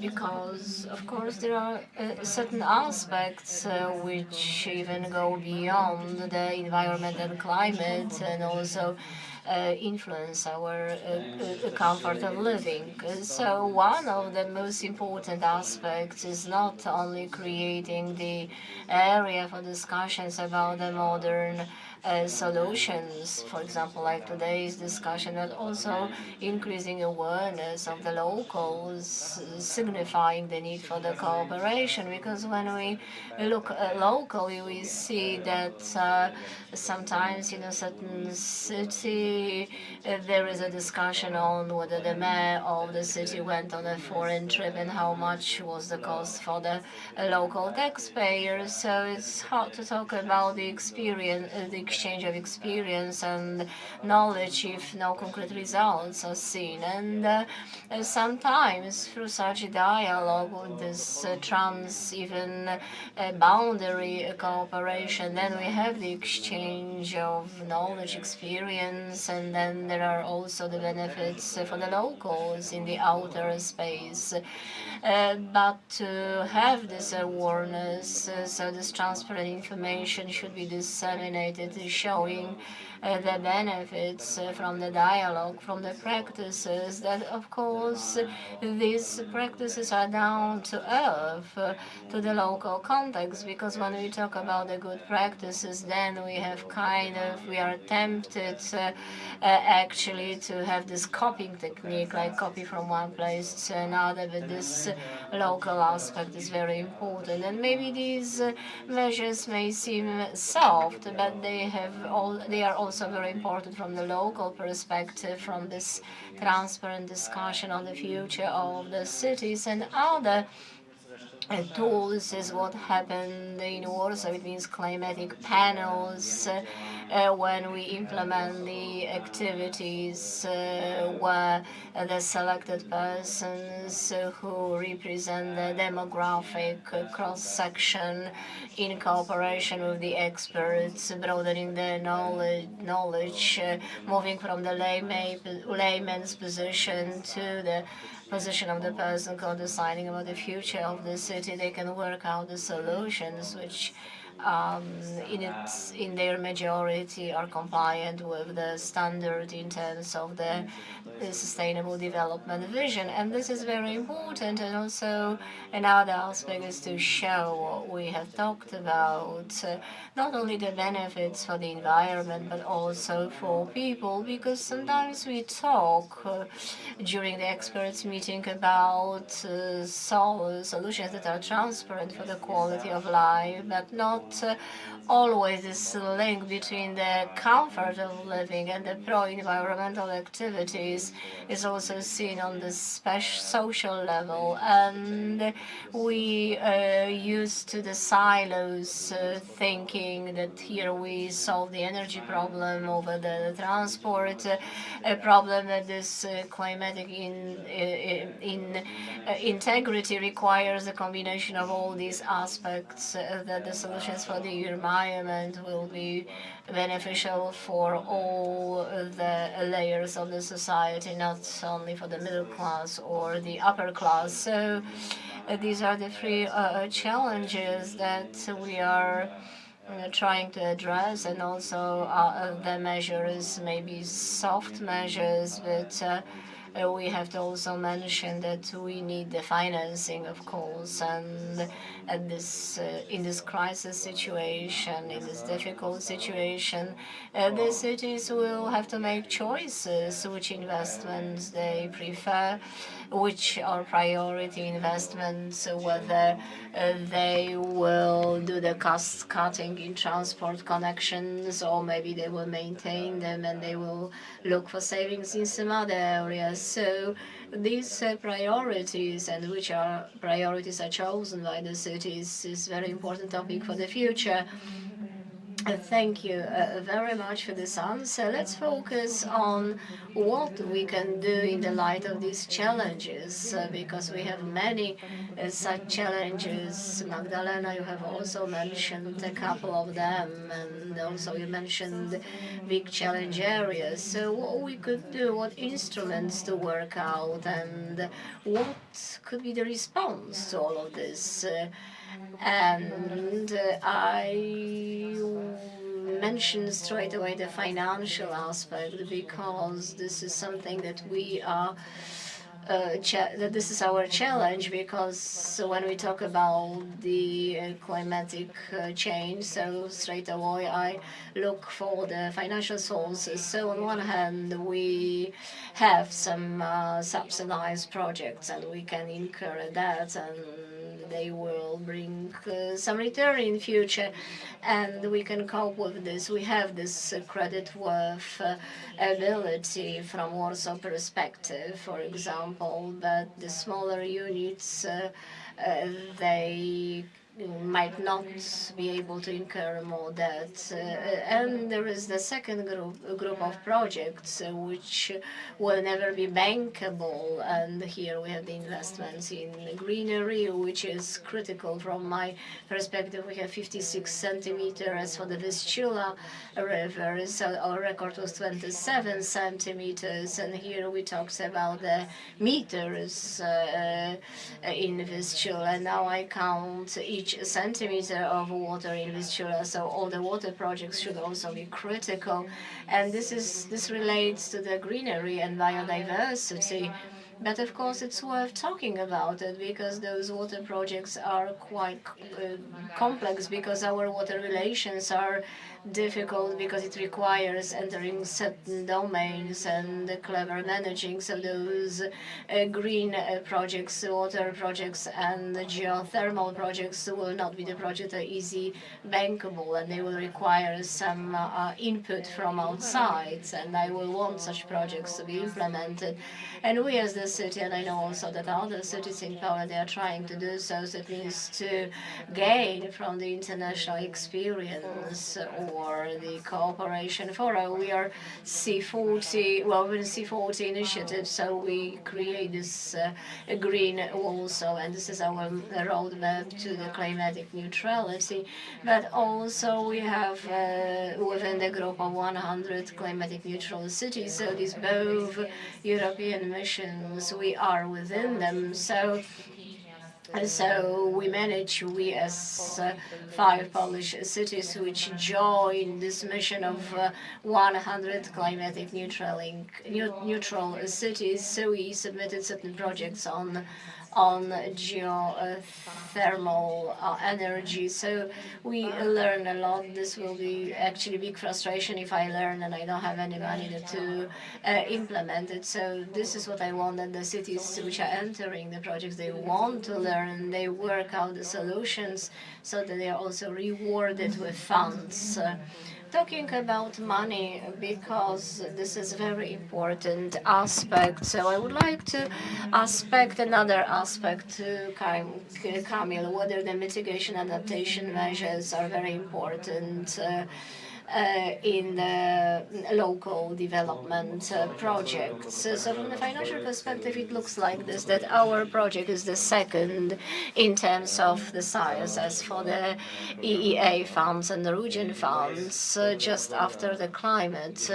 And this is the indispensable tool. So this is one of the 3 obligatory thematic topics, namely the project projects that are realized by the cities we cooperate with. So these projects should be there. So this is not also something that we did not know before, because before we first of all also embarked on certain activities from other funds, not only Norwegian funds, together with the cities, in which the cities were being prepared to the acquisition of the funds, and also the preparation of the local development program. So it turned out that one of the elements that is the most difficult for the cities is the air pollution. So it was natural that one of those obligatory areas, among others, which should include the element of the city strategies, also the protection, the climate protection. And I have a pleasure to offer to the cities not only to offer funds for the preparation, the funds for analysis, for research, but also for direct measures which can address all those difficulties. And this is what we are repeating today: the greening and the management of the rainwater, the pocket parks, or the large green areas. So these are investment activities which are within the local development projects. And of course, despite the fact that the funds that we have at our disposal, still the needs of the cities which are signaling the need are limitless. And I also deal with the small to medium-sized cities. So this is a different perspective than the Warsaw perspective, and we can say that sometimes it's easier maybe to operate within our budget, but in these conditions in which we are, that we had the pandemic and now we have the conflict, the Ukrainian-Russian conflict. So the cities make choices whether we go ahead with the strategic tasks or we focus on these which are at the bottom of this pyramid of needs. So the projects that I work with, they let the cities, because these are non-reimbursable funds, because the cities did not have to contribute their own money, so it only shows the need for such funds. So thanks to that, a number of activities could be fulfilled. And we can also influence the condition of the environment. And here it was mentioned that this was also what we checked in our program. Why this carbon? Because everyone says about the adaptation to climatic change. We talk about the new sources of energy, hydrogen propelled buses, but we repeat the carbon. Within one of the initiatives that is within our program, diversity, we made a survey, a questionnaire in Wrocław city, and it referred to the old tenement houses and the heat loss in those houses. So Wrocław has this problem because this is the agglomeration, big agglomeration, and the center of the city is the most polluted, and this results that the pre-war tenement houses, because Wrocław was also urbanized before the war, and they were not damaged. That still these houses are heated with the boilers. So then there was a need of actually modernize not only about Warsaw, but also modernization of small to medium-sized cities. And this is this area that is repeated in each project means preparation for thermal modernization. pilot fair modernization that could be financed, and because the current situation, the galloping prices, the broken supply chains that Director Bogusz has mentioned, this results that the realization of these undertakings becomes more and more difficult. So we have really a lot of challenges. I don't know whether today we can find the answers to all these challenges because they are multiplying. So maybe we can have a look from the global perspective. And my question to our guests, so to what extent the international cooperation and the Norwegian Fund or European programs or EEA the programs could have the added value to the self-governing units in the light of so many challenges. So what can give us this international cooperation level in search for those solutions? How can we benefit from the international cooperation? Yeah, thank you. I mean, someone mentioned the financing of all these activities that we have to do, and I think I just not only speaking for Icelandic municipalities. I think this is a common issue that we are lacking money. It's not the problem that the solutions are not there, but they are costly. And this is a big concern for us, and I'm pretty sure that most of you, I assume, share that. So that brings us to programs such as the ENG grants, and then I also want to sort of go into the EU programs as well in this context. When it comes to the ENG grants, we've been very interested and keen in getting Icelandic municipalities involved. But I have to speak frankly that it hasn't been necessarily so easy. And it's not because of lack of interest. It's often a question also of capacity and so forth.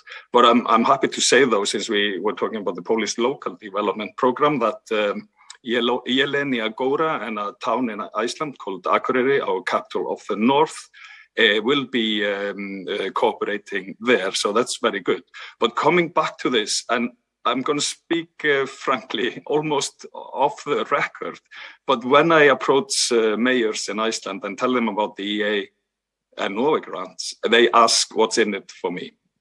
And it's a selfish question, but it's understandable, of course. They have limited resources, limited manpower, and so on. And when I tell them, well, it's to create these networks, participate in European cooperation, export of knowledge and know-how, and so on, they're interested. But like I say, it's maybe a hard sell. So I just want to use this opportunity, since now the negotiations about the ENG grants are starting again for the next period, that maybe we should be more creative and think about the bilateral funds a little bit outside of the ENG grants. And what I mean by that is, can we use the ENG grants and create a platform there for the beneficiary states, for also the donor states, to form coalitions, form consortium, create networks to then attack, allowed to say, the EU programs. Because what's happening for us, and this is why I want to bring this up, is that we started last year participating in LIFE, the Environment and Climate Program, and in Digital Europe, of course, the push for Digital Europe, like the name says. And even though, like, for example, LIFE, let's focus on that here, since we're talking about environment and climate, even though you don't necessarily always need sort of a pan-European cooperation, I think it would be beneficial both for the projects to have that kind of a cooperation, and then also, let's admit it, I think it would look more favorable in the selection committees of the Commission when they've decided who gets a project and who doesn't. So I'm thinking, is this a venue? Is this a possibility that we can use also the EA grants to expand this cooperation? Because when I tell Icelandic mayors about the EU programs, they're of course very interested, because there everyone is getting the money to implement things at home. And I hope it doesn't sound too selfish, but that's just a fact of reality. Also, I wanted to mention that has been mentioned here before, the Horizon Europe, and I heard that a couple of Polish cities are participating in the mission for 100 climate neutral cities. I'm happy to say that Reykjavik, our capital, will be participating in that mission as well. And we, the Icelandic Association of Local Authorities, will then also participate and as an umbrella for all the Icelandic municipalities in the Horizon mission on adaptation to climate change.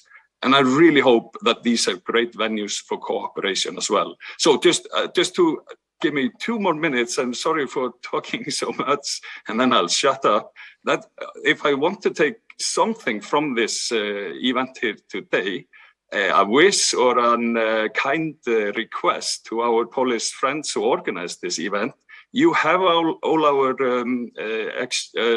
emails and contacts and so on.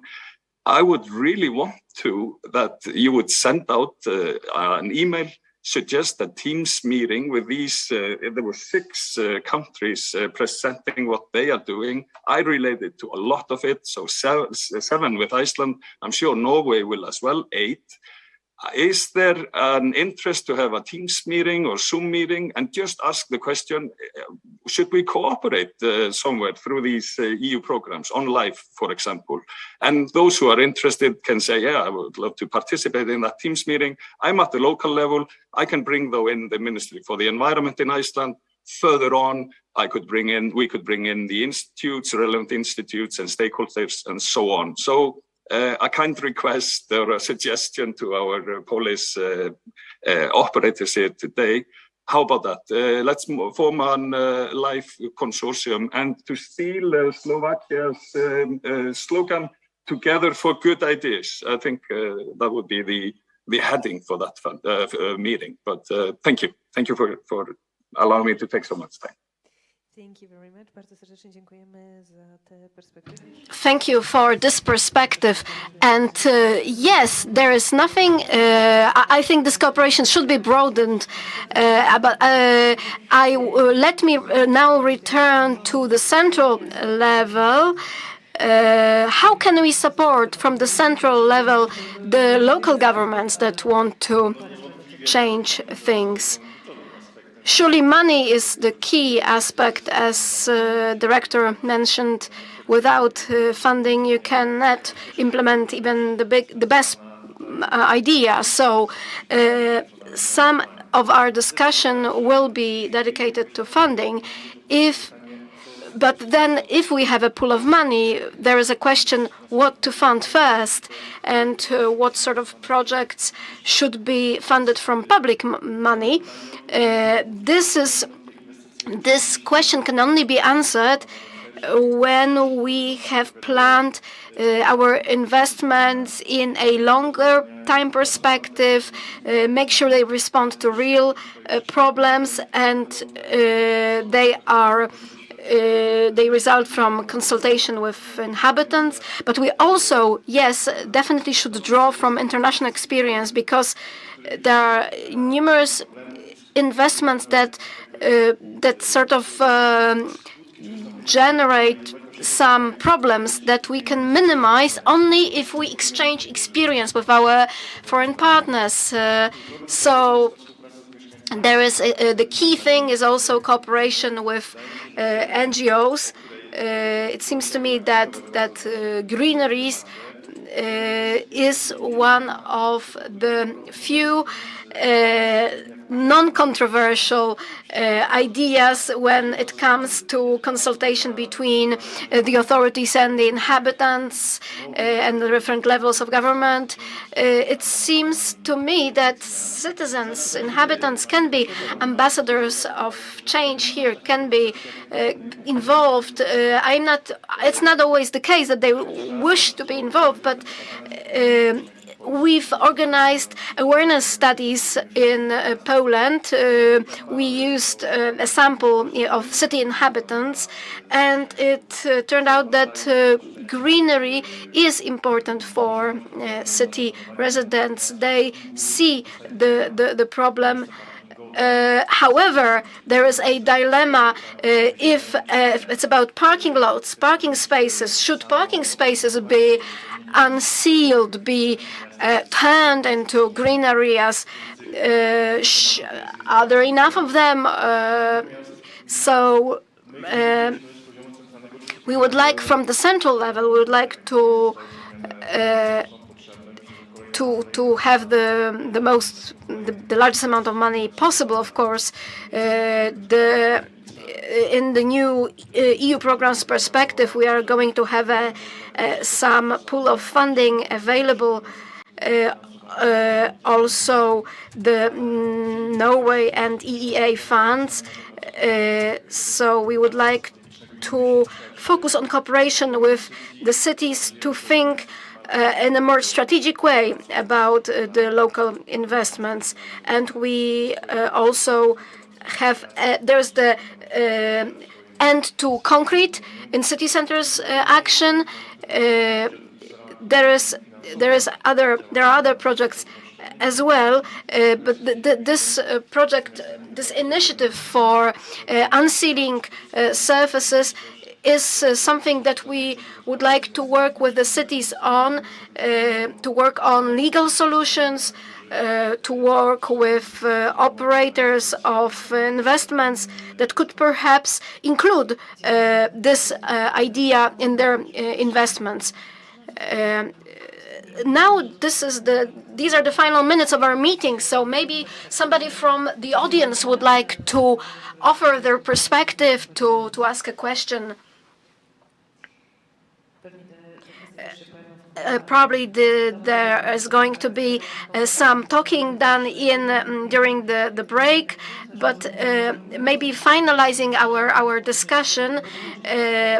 Although there is a number of ideas we could still share, but if we were to sum up now with some inspiration, if each one of you could give an example of a city that is closest to your ideal of climate neutrality, and they would like Polish cities to follow as an example.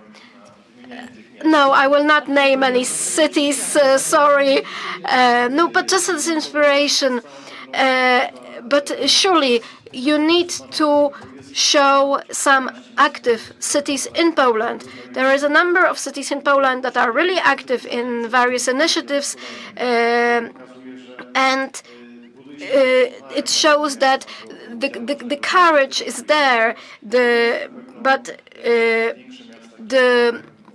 But larger cities that have more administrative capacity, more resources, definitely the 100 climate neutral cities initiative and the Polish cities that take part in this initiative are to be set as an example. We know that these cities are going to share their experience with other cities, so this is very precious. Thank you for your diplomatic answer. Magdalena, any city from the world is an inspiration to you, to Warsaw in your daily work? Well, each person that deals with climate would say Copenhagen, but I don't like to only name one city, because it seems to me that we take part in the C4, in the Energy Forum. I took part in other fora, and also we've seen many examples in Poland. The complexity of climate issues. Well, you can never replicate a policy from another city, but we always look at Krakow, which is one step ahead of us, I would say. And what about NGOs? We look at it as a process, so it's hard to name just one city. But I had the pleasure to see, when cooperating with the Embassy of France, to talk with Vienna about their housing policy in the context of environment, but also social housing, improvement of energy efficiency of buildings, the new construction standards in order to for the construction to meet sustainable development goals.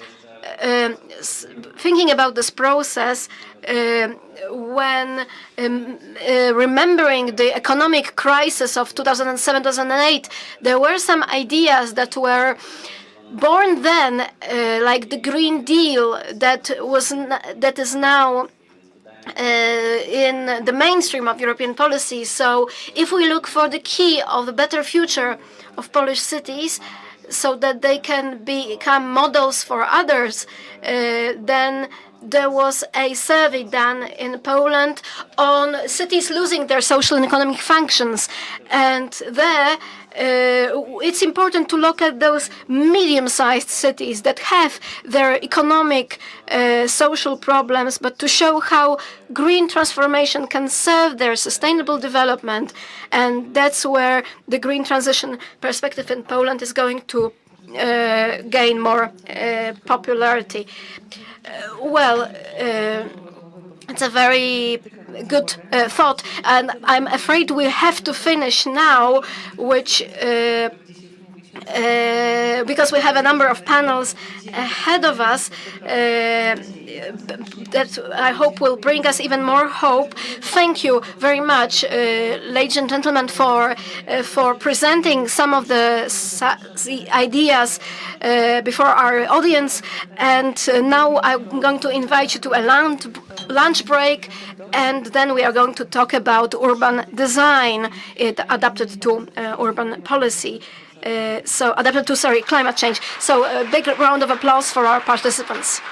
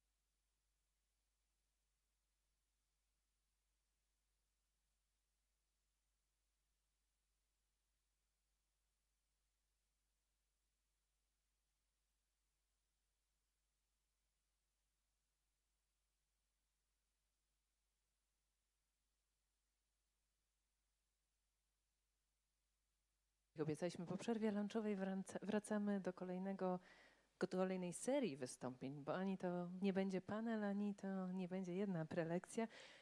The next series of presentations or statements on good practices on how to prepare the city. So these are the statements made by the beneficiaries of the competition, development of green and blue infrastructure. And also we will have the representative from Norway, from Oslo city, who will get connected online and also will deliver on the blue and green infrastructure in the city of Oslo. So I am just asking the beneficiaries to come to the stage, and also we will get connected with our guests online.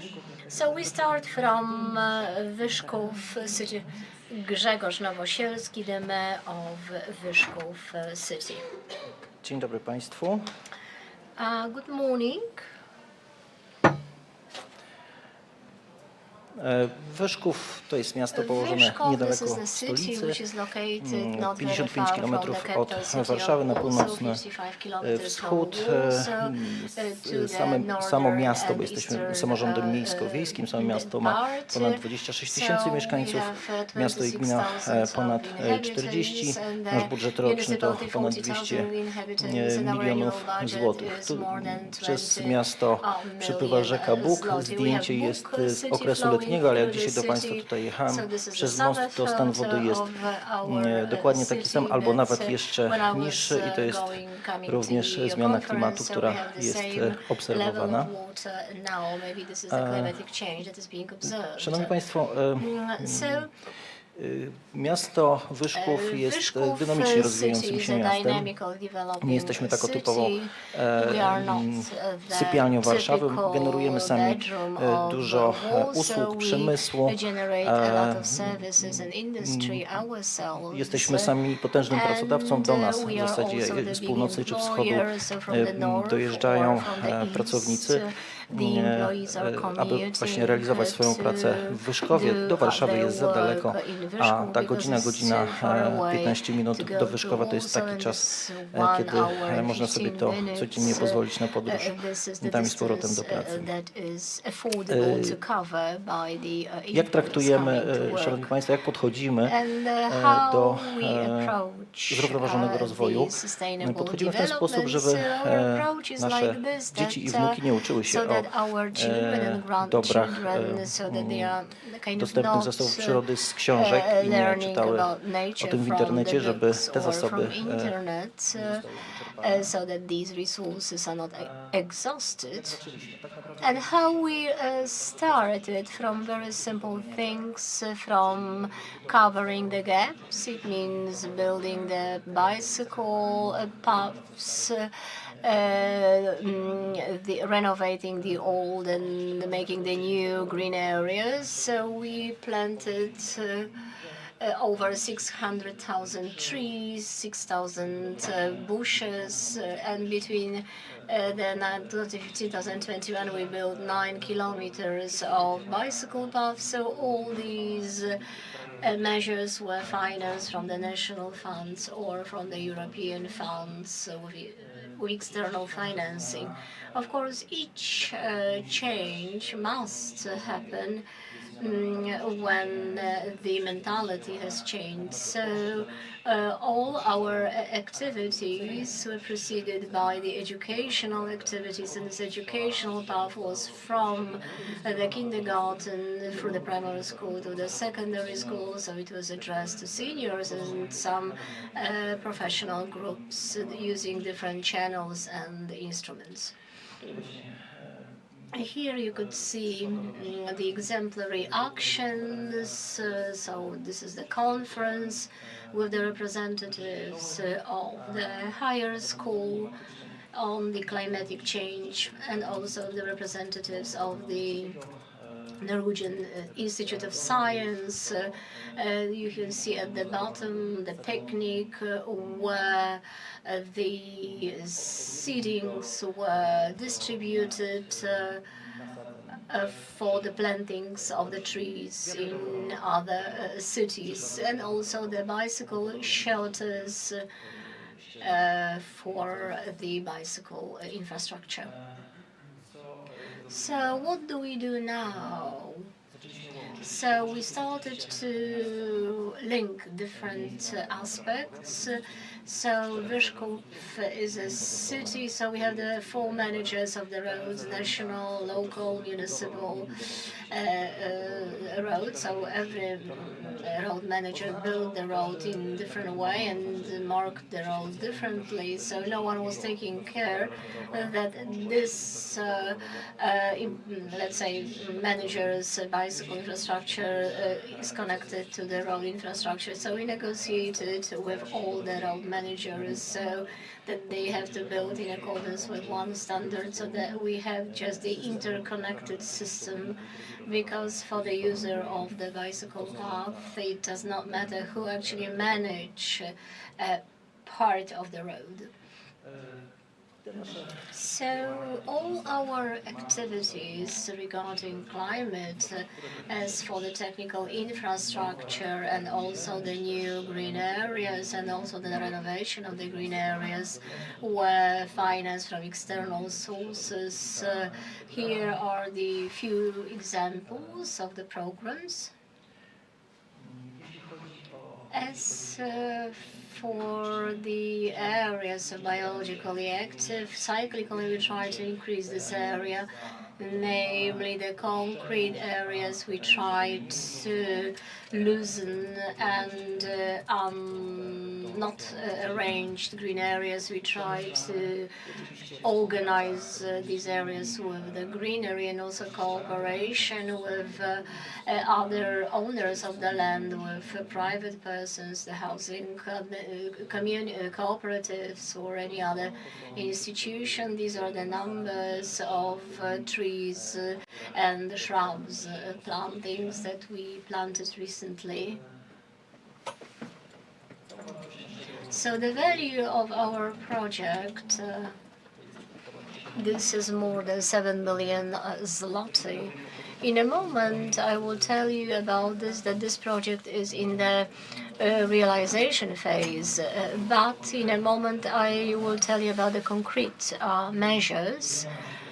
So replacing the street lighting, of course, this is a very important topic, because we can save energy, and also the forms of, and also different forms of greenery, the pocket parks, green stop and green walls, education. So this is very important direction, so that the people know what the climate changes are and what is the reason behind them, and what we should do not to have the negative consequences, and also to learn how we can live in this changed climate environment.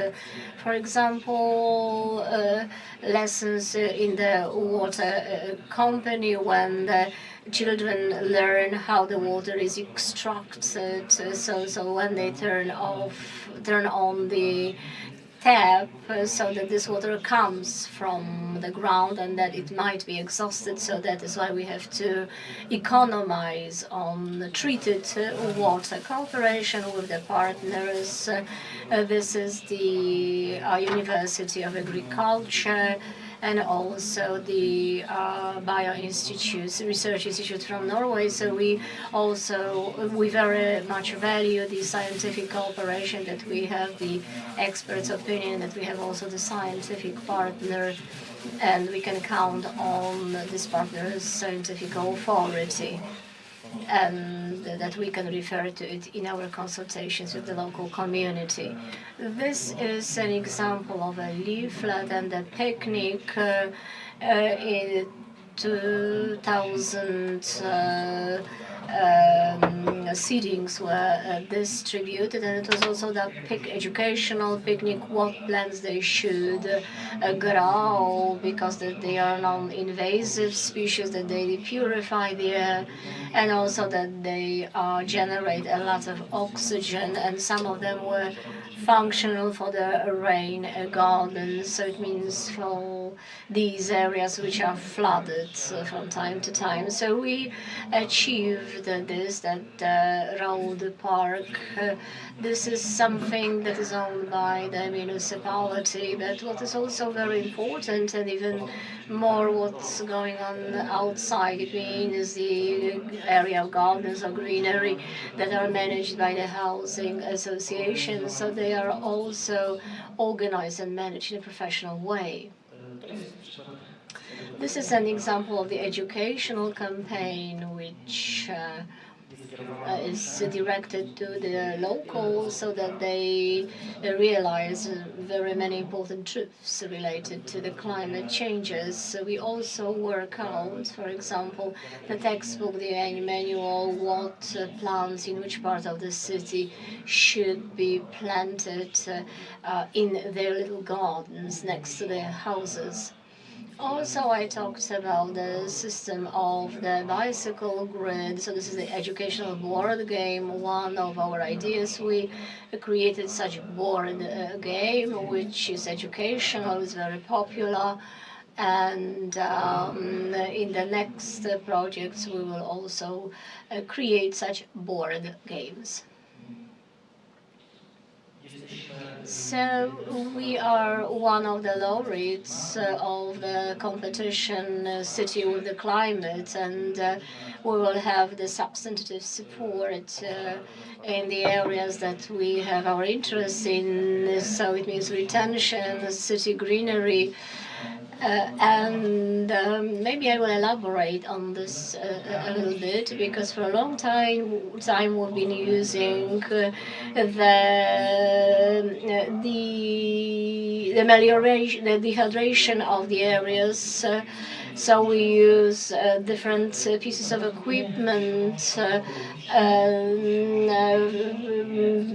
knowing it from the technical perspective that not to retain the water in one canal.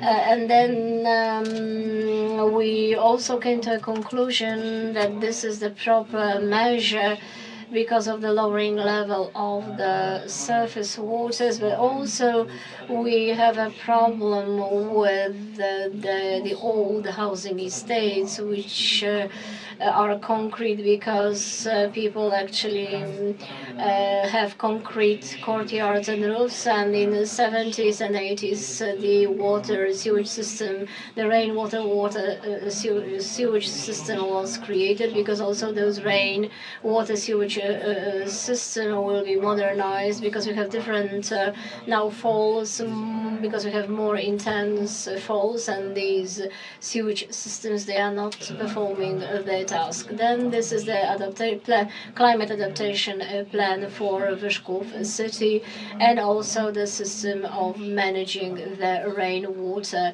in the area of Vyszków city. Thank you very much for these presentations, and we move to Konin city. Paweł Adamov, the deputy mayor of Konin city for development aspects of the city. And thank you very much for being invited to this conference. So for sure, Konin is a city which in Poland is associated with industrial city, where for a number of years the electrical energy and heat energy were produced from the lignite, from the open pit mines. And that was the city that for a number of years, as a producer of electrical energy, and in a couple of years the coal deposits will be exhausted, and this is the a real climatic and economic and energy transformation for us. And because of this, Konin is not a small city, it's 75,000 inhabitants, and the entire agglomeration 200,000 inhabitants. A few years ago, we started to build a new strategy for the entire city and also for the entire sub-region, and that strategy orientated towards the green energy would like to be the producer of green energy for Poland based on biomass or photovoltaic panels and also the fans. So next year, after 11 years, we will be commissioning the geothermal plant, which will have 71 degrees temperature. Next year, we also start the production of green hydrogen, where we will be producing 1 ton of green hydrogen. Also, we talk about the nuclear power plant, and it's very likely that it will be localized in the city of Konin. And we are the only, or maybe one of very few, where the 100% systematic heat comes from the green energy. So the Konin city is orientated towards the green city, and also very important element. These are the documents that we approved. So we approved the new strategy, which focuses on all the green and blue infrastructure. But also we approved the climate adaptation plan for the city of Konin. We updated the environmental program. We are ready for the next perspective. We would like to fully utilize the funds available for us. So 3 pillars of new strategy: greenery in the city.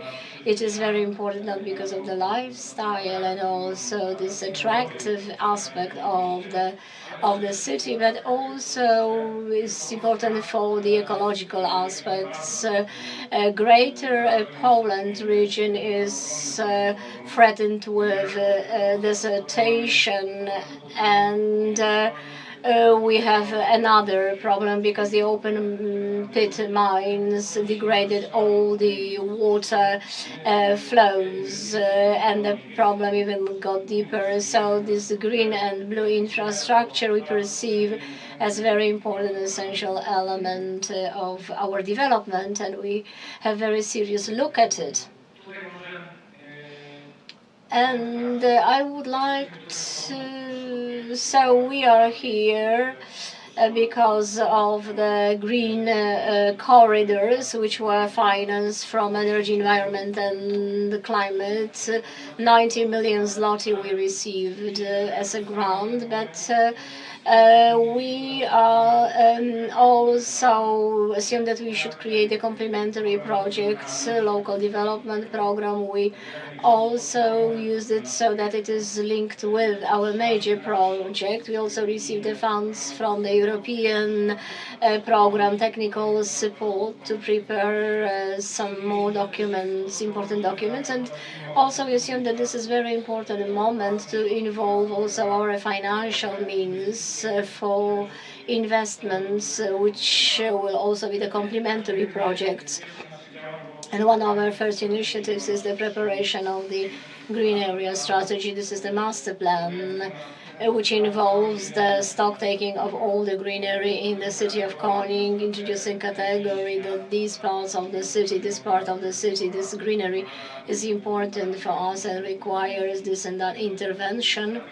Then the green strategy will also include certain investments for the coming years that we would like to perform within the green infrastructure projects. We would like also to show the priorities and sources of financing. And this strategy is in progress and in the consultation phase. It should be ready by the end of the year. So I think that at the beginning of the next year it will be implemented. Another document for us. These are the greenery standards of the urban space, but these are the standards of maintaining the greenery in the city. We have a big problem that some species of greenery they wither this is not the same climate as it used to be before. Today we have to revise which species we should plant in our city, and such standards should be binding on all the municipality units and municipality companies which have an impact on the urban space, but also should be kind of indication for the housing associations. So such expert document unifying the aspects of development of our city. We will have it prepared by the end of this year. A very simple aspect, how to mow the city in the how to mow the grass in the city. So half of the citizens think that it should be mowed, some of them that not. So we also worked out our approach, taking into account also the citizens' expectations and also the ecological aspects. And here, this year, we implemented a couple of single projects with our own funds, actually to speed up and to prepare the inhabitants for our key measures that we will implement from the Norwegian fund. These are the pocket parks, so our city dwellers are happy about them, and we also went on a study visit thanks to the Norwegian funds to Oslo, to Malmo, to Copenhagen. So the persons went there who are responsible for maintaining greenery in the city. And each of us, this opened our minds because we saw the solutions that we would like also to copy in Konin, but of course not everything could be copied, but because not everything is affordable to us, also taking into account the difficult financial period.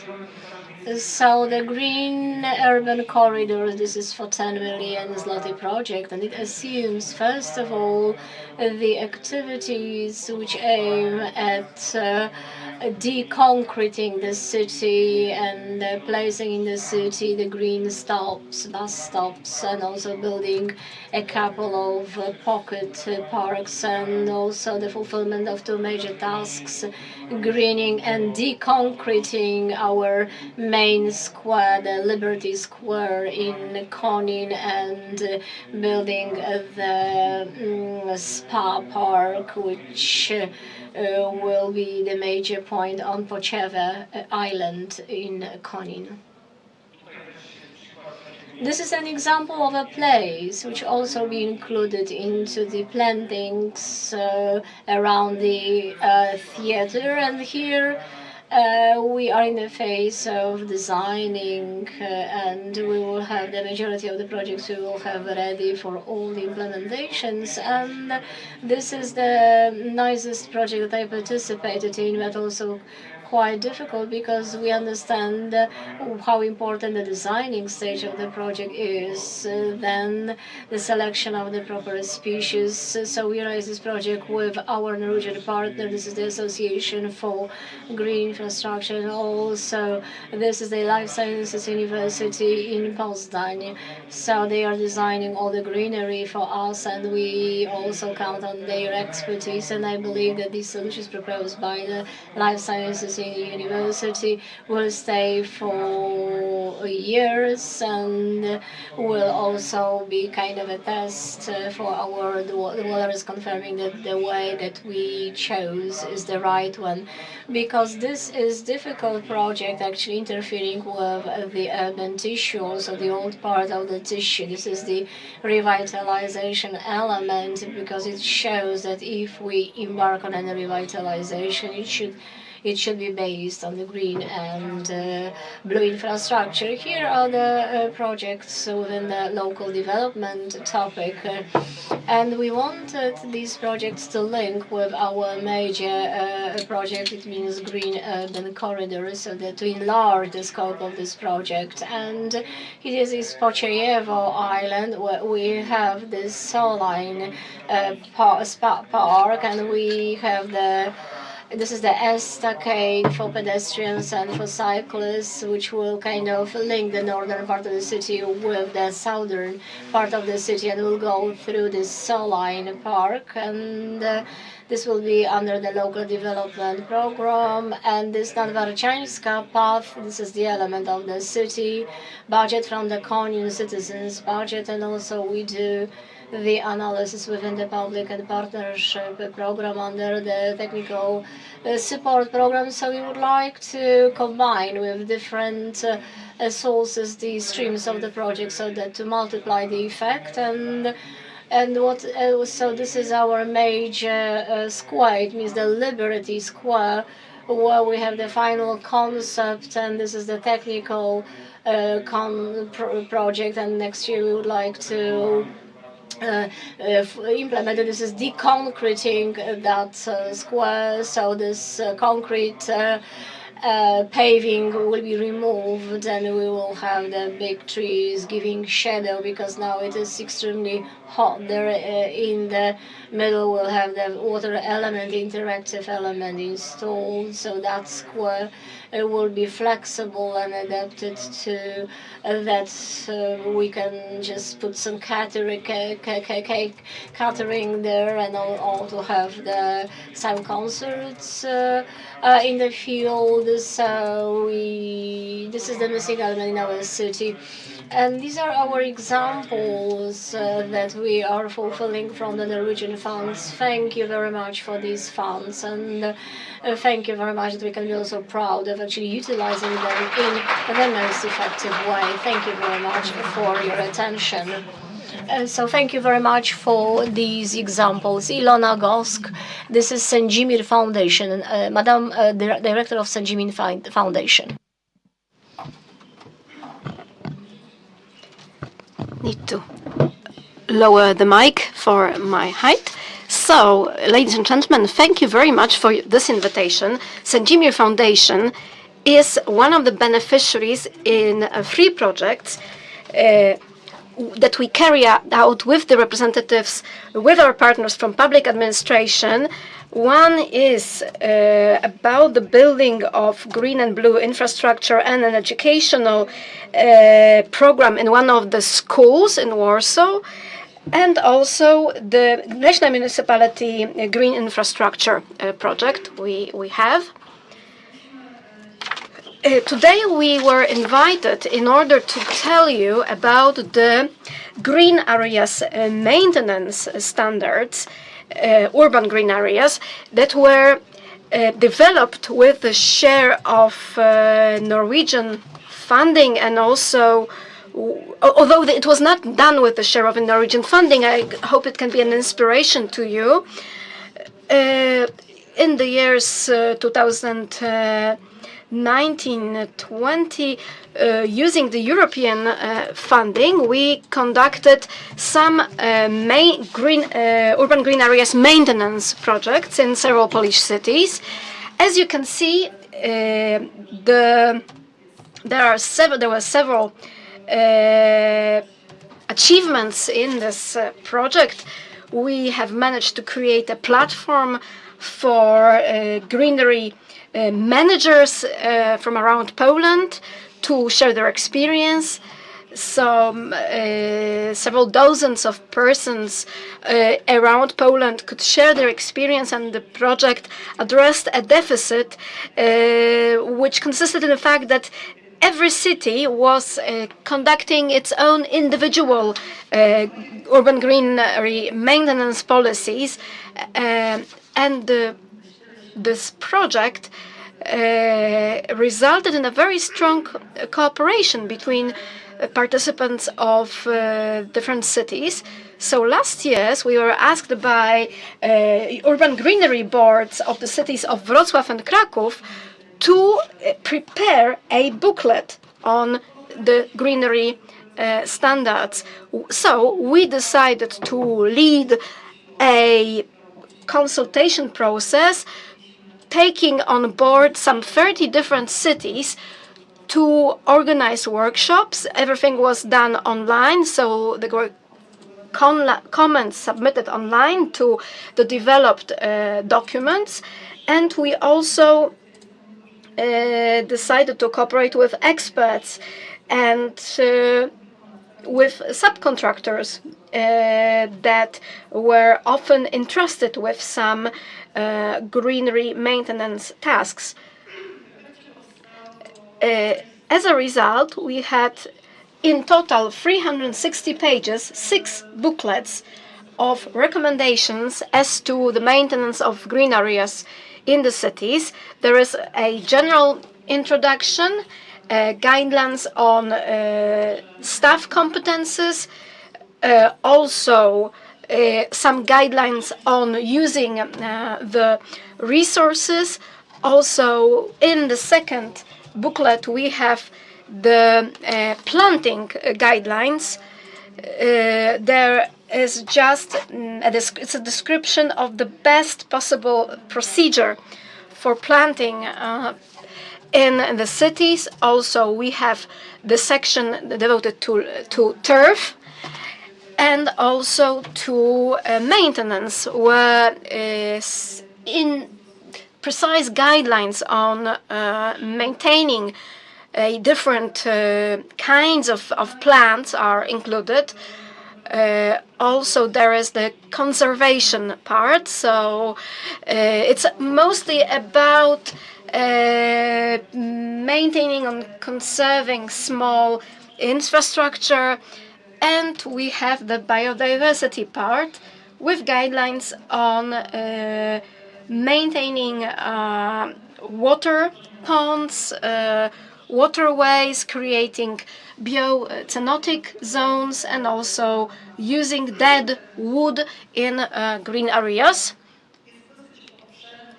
This is quite a lengthy book, but it was written with the municipal employees in mind, and also the employees of various companies that are responsible for maintenance of green areas.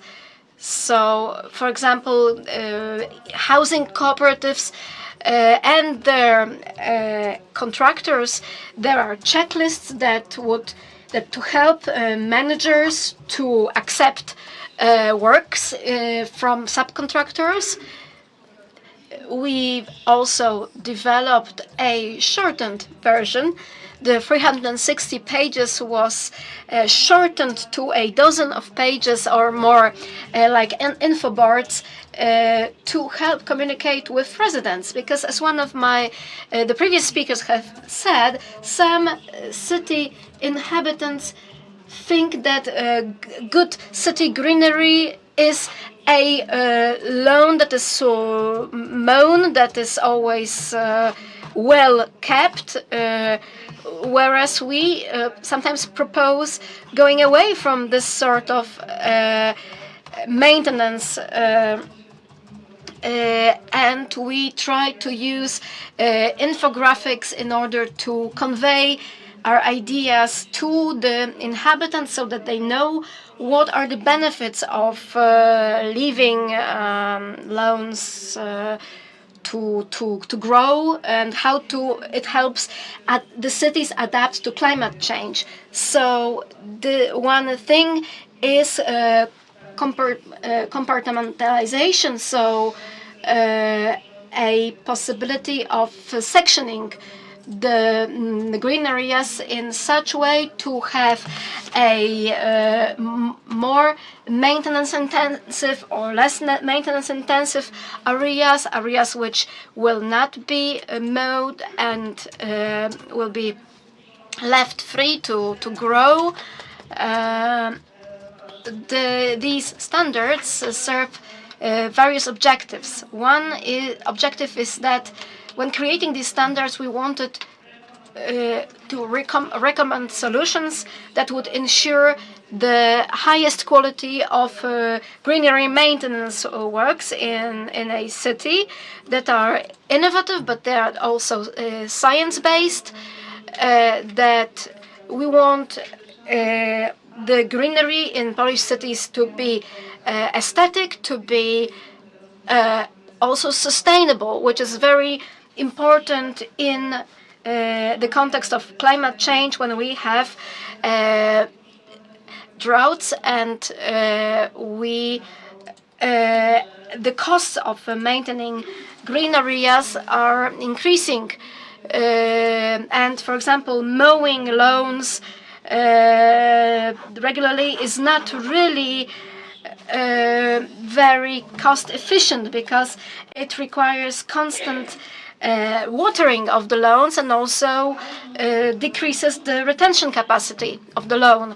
So an important assumption of these standards was to preserve as much biodiversity as possible in the cities, because it seems to be a paradox, but often the cities should be biodiverse. So, for example, maintaining dead wood in a manner that does not threaten, of course, the users of green areas, but improves biodiversity. Also, other guidelines include recommending technologies and machines that would reduce the carbon foot, and also for example, planting seasonal plants, and or rather restricting the plantation of seasonal plants so as to eliminate the need to exchange plants every season. So greenery should be sustainable, should be able to adapt to climate change, to regulate the city climate, and to offer the best possible conditions of living for the inhabitants. The standards were published in September. You can find them on the website of the board of the maintenance of green areas of Krakow, the city of Krakow. The solutions that we have gathered are perhaps not yet finished, that may not be the best that are out there. We are going to update these solutions. There is a possibility on our website to submit comments to our material. The material can be shared free of charge by any bodies that would use it for non-commercial objectives, and whoever decides to print it out can also add their own logo, their own brand. You can use all the books as a whole, or you can use individual booklets. There are no sort of indication of specific plant species, but there are definitely guidelines on mowing. So if you save money thanks to our guidelines, then you can use the money for a better cause. The currently city municipalities and local governments have trouble affording all the maintenance that the plants, the greeneries require. So the greeneries budget is the first to be reduced. I hope, however, that it will not prevent a better management of green areas and to make it more sustainable and useful for us all. Thank you. Thank you very much. And now let us connect with the final speaker of this part. As I promised, the representative of the city of Oslo will share their insights with us on how the city of Oslo has been preparing for climate change. So Brand Brasker is with us. Yes, I am. Do you hear me? Yeah, we can hear you too, so the stage is yours. That's okay. I've just started the presentation. Wait a minute. It's not going. Why it is not? Na razie There it niestety, is. o, prezentacja już jest wyświetlona. You see it? Yes, we can see the presentation. Okay, thank you very much. Thank you for having me. I've been on the exceptional, nice green roof at the University Library in Warsaw. It was a great roof experience. However, now I will focus on how Oslo tries to be a water-wise city. The picture shows a part of the harbor of Oslo, including the opera and the new housing development with swimming facilities. In 2019, Oslo was a proud European environmental city. I will start my presentation by informing you on the water-wise city concept made by the International Water Association, IWA. IWA has made 17 principles. They can be sorted in 4 groups, and you can start in the inner circle, the blue one. Regenerative water services, which means reuse, recover, and recycle water. And the next circle is water-sensitive urban design. This is the green water, water as a resource for livable cities. And number 3, basin-connected cities. Look at the whole catchment to plan and prepare for floods, droughts, and clean water. Last but not least, water-wise communities. Make things happen by empowering the citizens. Let them take part of the future plans. Even though Oslo is not a part of the water-wise city system, we can use it to evaluate ourselves. In the figure, you can see how a city is performing on the different subjects. Here we see results from 2017, that I got from a Swedish colleague in Malmö. At that time, Copenhagen and Malmö performed better than Oslo. But to be water-wise, you need a total score at 8 or more. None of us were water-wise enough at that time. But we can focus on the figure from Oslo. We have good performance when it comes to access of sanitation and drinking water quality, but not at all when it comes to nutrient recycling. An important reason is that the phosphorus retention systems we use at the sewage treatment plant uses chemicals that make phosphorus difficult for plants to use. Anyway, this investigation is 5 years old, and several things has happened since that time. This is a part of downtown Oslo. This picture is left of the first one, still showing the city center and the harbor. The King's Castle is in the center. Half of the surface area is forest, and 9 rivers runs from the forest to the fjord. The precipitation in Oslo is about 770 millimeters per year. Oslo is a city under transformation. In the front to the left, it used to be a shipyard.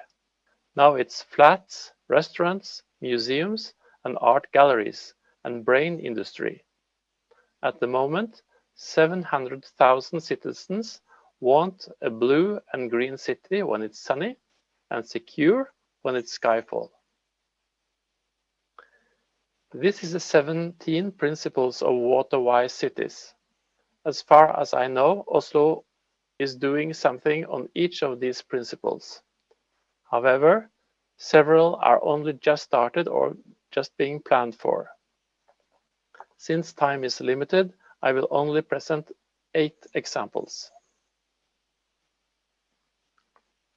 Oslo municipality has 2 drinking water works and 2 wastewater treatment works.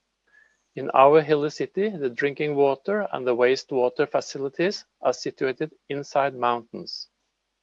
Our main water resource is Ose. At the moment, we are making reserved drinking water supply to make the city more resilient against drought, terror, and other type of stops in the drinking water production. Approximately 55% of our sewer network is combined sewers. As a result, overflows happens under stormy weather. The brown arrows indicate some of them. We have 196 overflows. Reducing the overflow to the fjord and the rivers are highly prioritized. However, it's a great challenge in the already built city, because this is the image of how we like our city to look like. The nature is coming back with greenery and water. Green energy for the human inhabitants, or Homo urbanis. In addition, the surfaces can handle small and larger rain events through the stormwater three-step approach. And this is the stormwater three-step approach. Step 1, small events like 10 millimeter rains, we like to evaporate, absorb, and infiltrate. If we get more rain, like up to the step 2, up to 5 years, with a climate factor, we would like to delay it as long as possible. And when we really have these extreme events, then we have step 3, and we need safe floodways. The stormwater three-step approach is a key to our stormwater action plan. It is important to have the support of the politicians. After a stormwater strategy was made in 2014, an action plan was made some years later. It consists of 18 to-do points, which we can sum up in 5 categories. The first category is we will develop and improve the body of knowledge. We will prevent the consequences of stormwater astray. All municipal projects should be model projects. We will establish closer working relationships between the agencies, and we will provide better guidance and information to everyone. A part of the stormwater action plan is to make fact sheets. The fact sheets inform and inspire citizens to make sustainable urban drainage systems, or SUDs. The fact sheets are made to help the reader to take a considered choice, explain the pros and cons, the upside or downsides. SUDs should always be multifunctional. The city itself are also making SUDs. We want to walk the walk and talk the talk. And examples of the fact sheets you can see is best management practices on small houses. We have floodways on streets. We have green roofs and rain gardens, for example, and many more.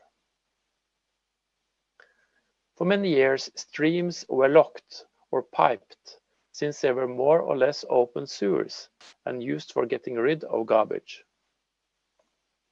Dedicated work from the Agency for Water and Wastewater for many years has made it possible to reopen the streams. Many have multifunction, good for nature and people, and a safe floodway when needed. However, the first reopening projects did not take the climate change challenge into account. As a result, the floodway function is not always optimal. But it's nice, isn't it? For some time, Oslo has had the knowledge of the theoretical floodways, or runoff lines. Look at the left side pictures.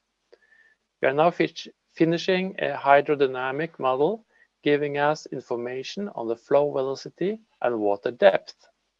The next step will be to find suitable areas for inundation, that is step 2 in the stormwater three-step approach, and to make the floodways, which is a step 3. This is work in progress. The rivers used to be open sewers. This is the harbor of Oslo. A large investment in the underground reservoir sent the sewage and stormwater from the city center to Bekkelaget wastewater treatment work. And that gave Oslo a new swimming pool in the harbor. The Oslo politicians are eager to follow up the UN Sustainable Development Goals. Several of these overlap with the IWA principles. As a result, several strategies, action plans, and manuals are being made and implemented. We have some examples. We have made a strategy on climate and on green roof and facades. We have also made a building code on blue-green factor and a street manual, which include use of blue-green measures. Oslo was a European environmental city in 2019, and we still want to have progress in this direction. That was all from Oslo. Thank you very much for listening.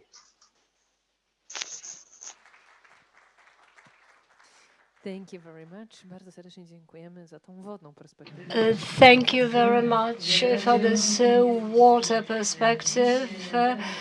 And now there will be a coffee break so that at 3 p.m. we will have the final panel. It means financing the climate policy. So you are invited to a short break, and at 3 p.m. We restart our meeting. Thank you very much to our speakers.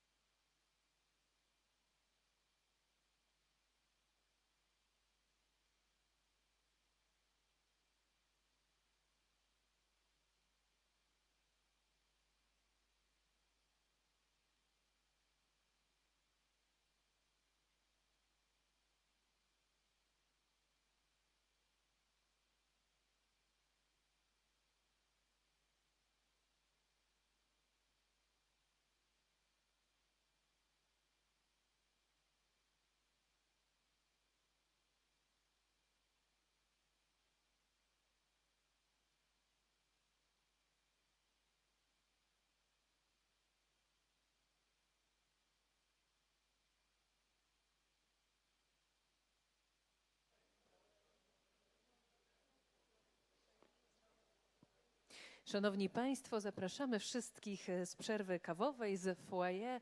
Będziemy już rozpoczynać. Ladies and gentlemen, we will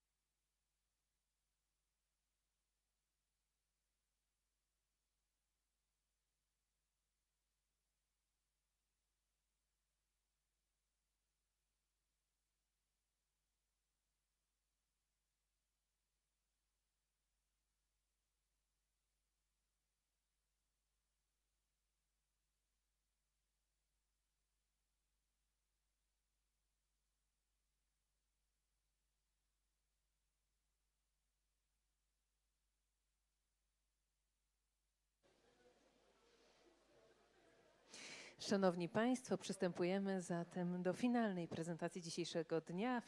So this is the final panel, and I would like everyone to be seated in our room so that we can take the most comfortable positions just to listen to our final presentation. So we've already talked about challenges, about enormous challenges that the cities face now, and the creation of climatic neutral cities will not be possible without funds. Financing is very important, which was emphasized by many speakers. So, among others, these are the Norwegian funds and EEA funds supporting the cities in energy and climatic transition. So, and we will talk about how to acquire these funds and how they could be coined into the real project. So we have Madam Śmietanka, and we have other also speakers for the final part. Could you please join us? And the first about the climatic, Piotr Czarnocki, the legal counsel in the Ministry of Environment and Climate. So this will be the first person giving his final address. So thank you very much. I'm very happy that I'm taking part in this conference and that I can tell you about the offer that is available from the Ministry of Climate and Environment in the sense of subsidizing the climate environment project. So it has already been said about what could be financed, and we saw different examples of investments, and I will tell you about the sources of financing. So I will just move between my slides.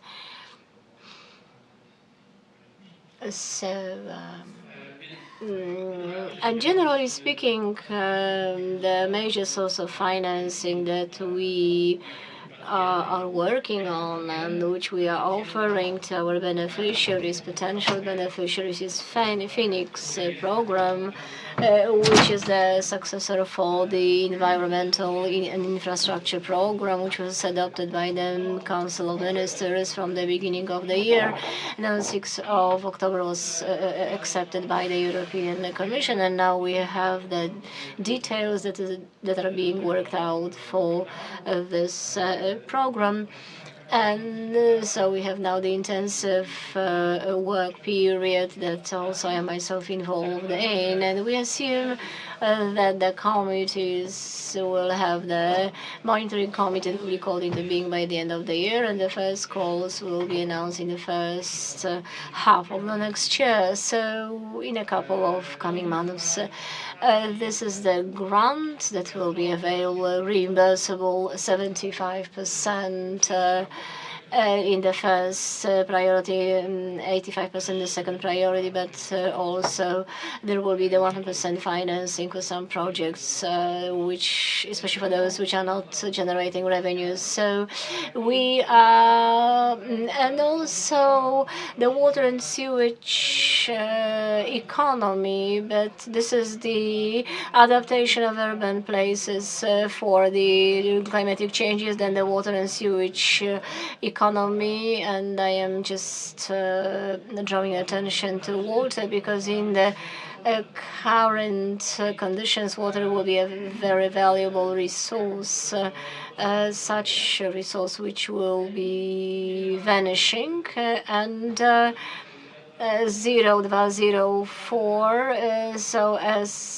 So they are financed from different funds and dedicated to different cities. As for the amount of allocation, this is very high allocation.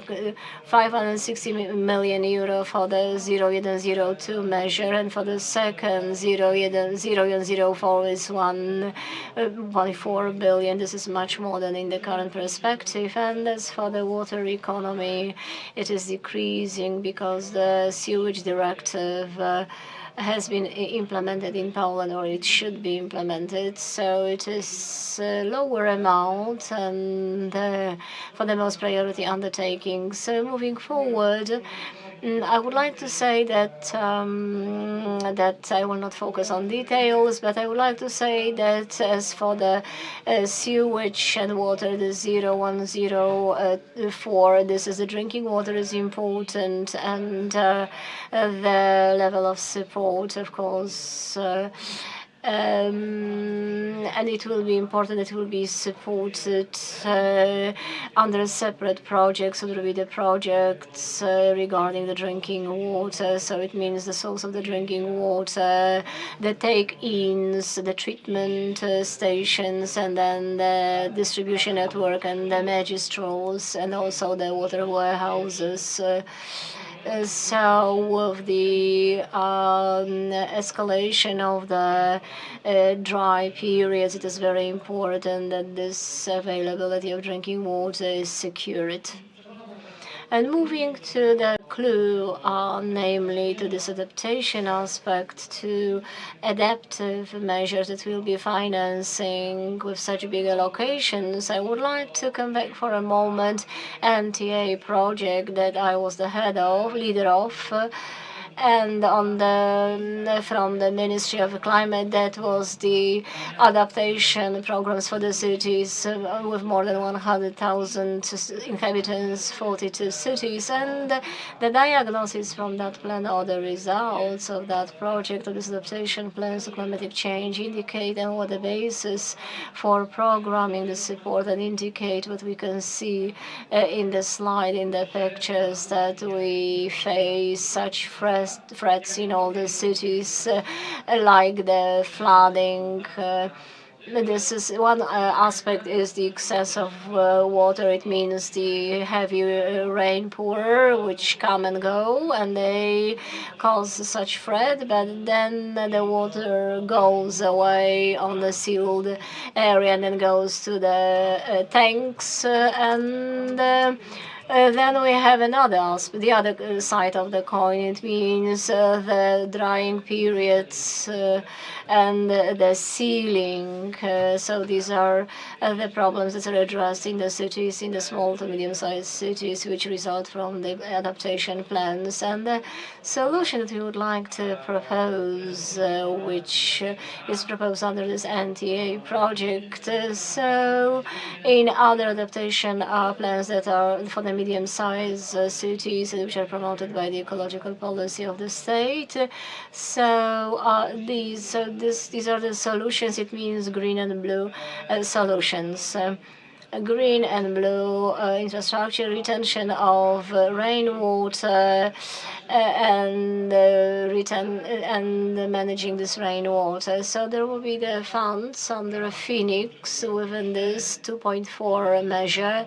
So it is written here, the name of it, and within this adaptation of the urbanized areas to climatic change. And here we'll have the types of the projects. It means the support of the sustained development of the water projects with the sustainable green projects. It means the retention of the water in the local catchment tank. It must be done together with the greenery, because the underground tanks, they do not make that much sense, because the greenery also creates some comfort for the city dwellers, and also the development of the green areas together with the blue infrastructure. So greenery and water, that will be supporting the realization of the adaptation plans for the medium-sized cities and education on the climatic change. Not going into that many details because of the time constraints, I would like to say that we will support the measures that counteract the local floodings, and on the other hand, the dry out periods, and also related to the solutions based on nature-based solutions, or the blue and green infrastructure, like the rain gardens or different solutions related to bioretention in the greenery, and also the local tanks, green, the open systems, sustainable water management systems, rainwater management systems, the elimination of the sealing of the land. This is a big problem in the European cities, not only in Poland. This concrete covering of the cities. So actually losing the ceiling, and also such processes that will lead to the natural-like space or surface.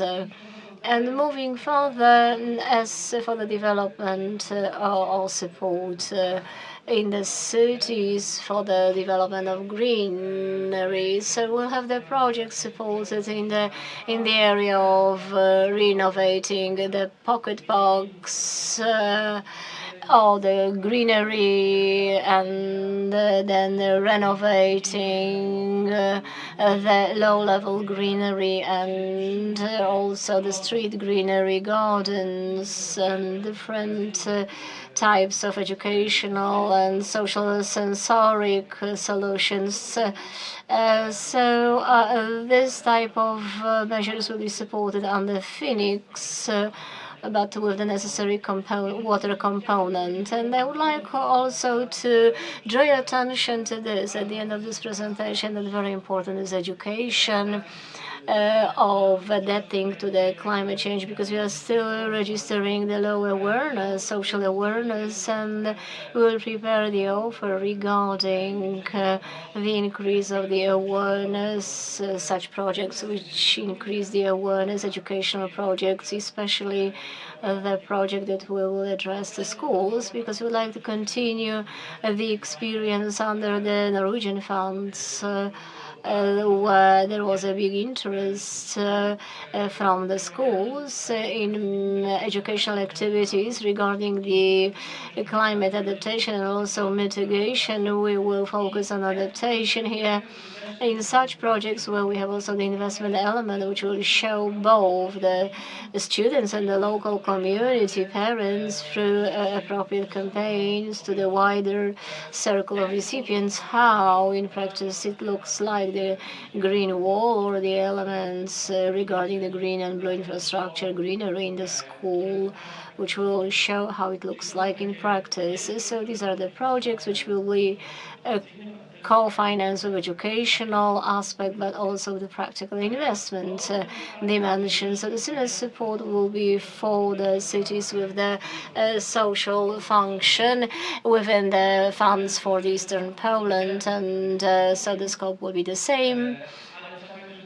And this is for the 41 cities which are localized in the eastern part of Poland. So this will be also the support under this program in an analogous way, like from Phoenix. And in summary, what elements we will prefer. I have said that green and blue infrastructure, that now there is a sustainable system of managing the rainwater, and there is no like drainage, something like that, or we have the retention of the rainwater. And what we will prefer, of course, this is the readiness of the project for implementation, environmental decisions, permits at hand, and then also the tender documentation, and also the proper preparation of the project, that we have the balance of the rainwater prepared, and also the places of flooding that will be identified as a result of hydromodeling and complex projects resolving the problem of floodings and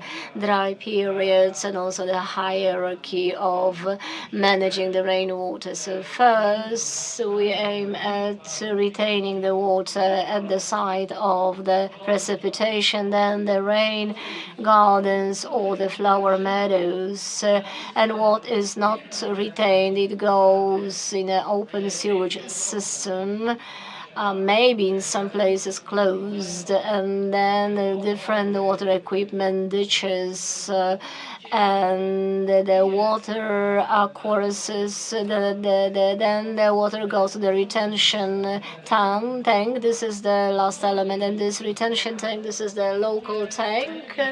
Green with the infiltration of water, and the excess of waters which is not retained in that tank then could go to then this water will float, for example, the Baltic Sea, and will be lost. So this will look like, sorry that I lengthened my presentation a little bit, and we accept the apology. So sorry also to the translators that I was speaking so fast. So the information was very important, and then we moved to the next package of important information. So I would like Marcin Jamiłkowski, the head of the coordination of the financial sources in the Ministry of Economy and Water Management. Good morning. First of all, thank you very much for your invitation. And I would like to say a lot has been said by Mr. Tarnowski, but maybe I will show you first of all. I understand that everyone had a coffee because you are all tired, because it's the last part of the conference. So for 30 years, we as the Environmental National Fund, we've been financing the environmental projects, and we spend 100 billion zloty throughout the 30-year period. I think that this is a lot even on the European scale, and you can see here that at the moment of the availability of the European funds, we doubled our activities, and the external source of financing that we manage are the Norwegian funds. And remember that the environmental fund and the regional environmental fund, this is not the financing, but also spreading knowledge and the competences which are missing on the local level. Therefore, I've always been emphasized that what is important, what is also visible in the Norwegian projects, the dissemination of good practices and education. We, as the National Fund, we have a project on the energy advisory. So on the regional level, we have 100 advisors, energy advisors, which help you to identify the projects and to find financing. And also they train the energy specialists in the municipalities. So what is very important is the clash of the financial sources with the investment needs. And if we can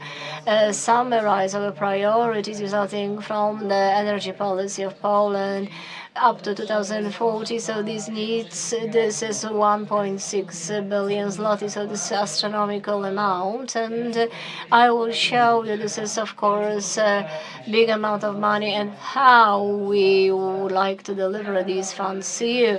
And this is the most important slide from my presentation. It means what sources of financing are in the perspective up to 2040. So these are the funds.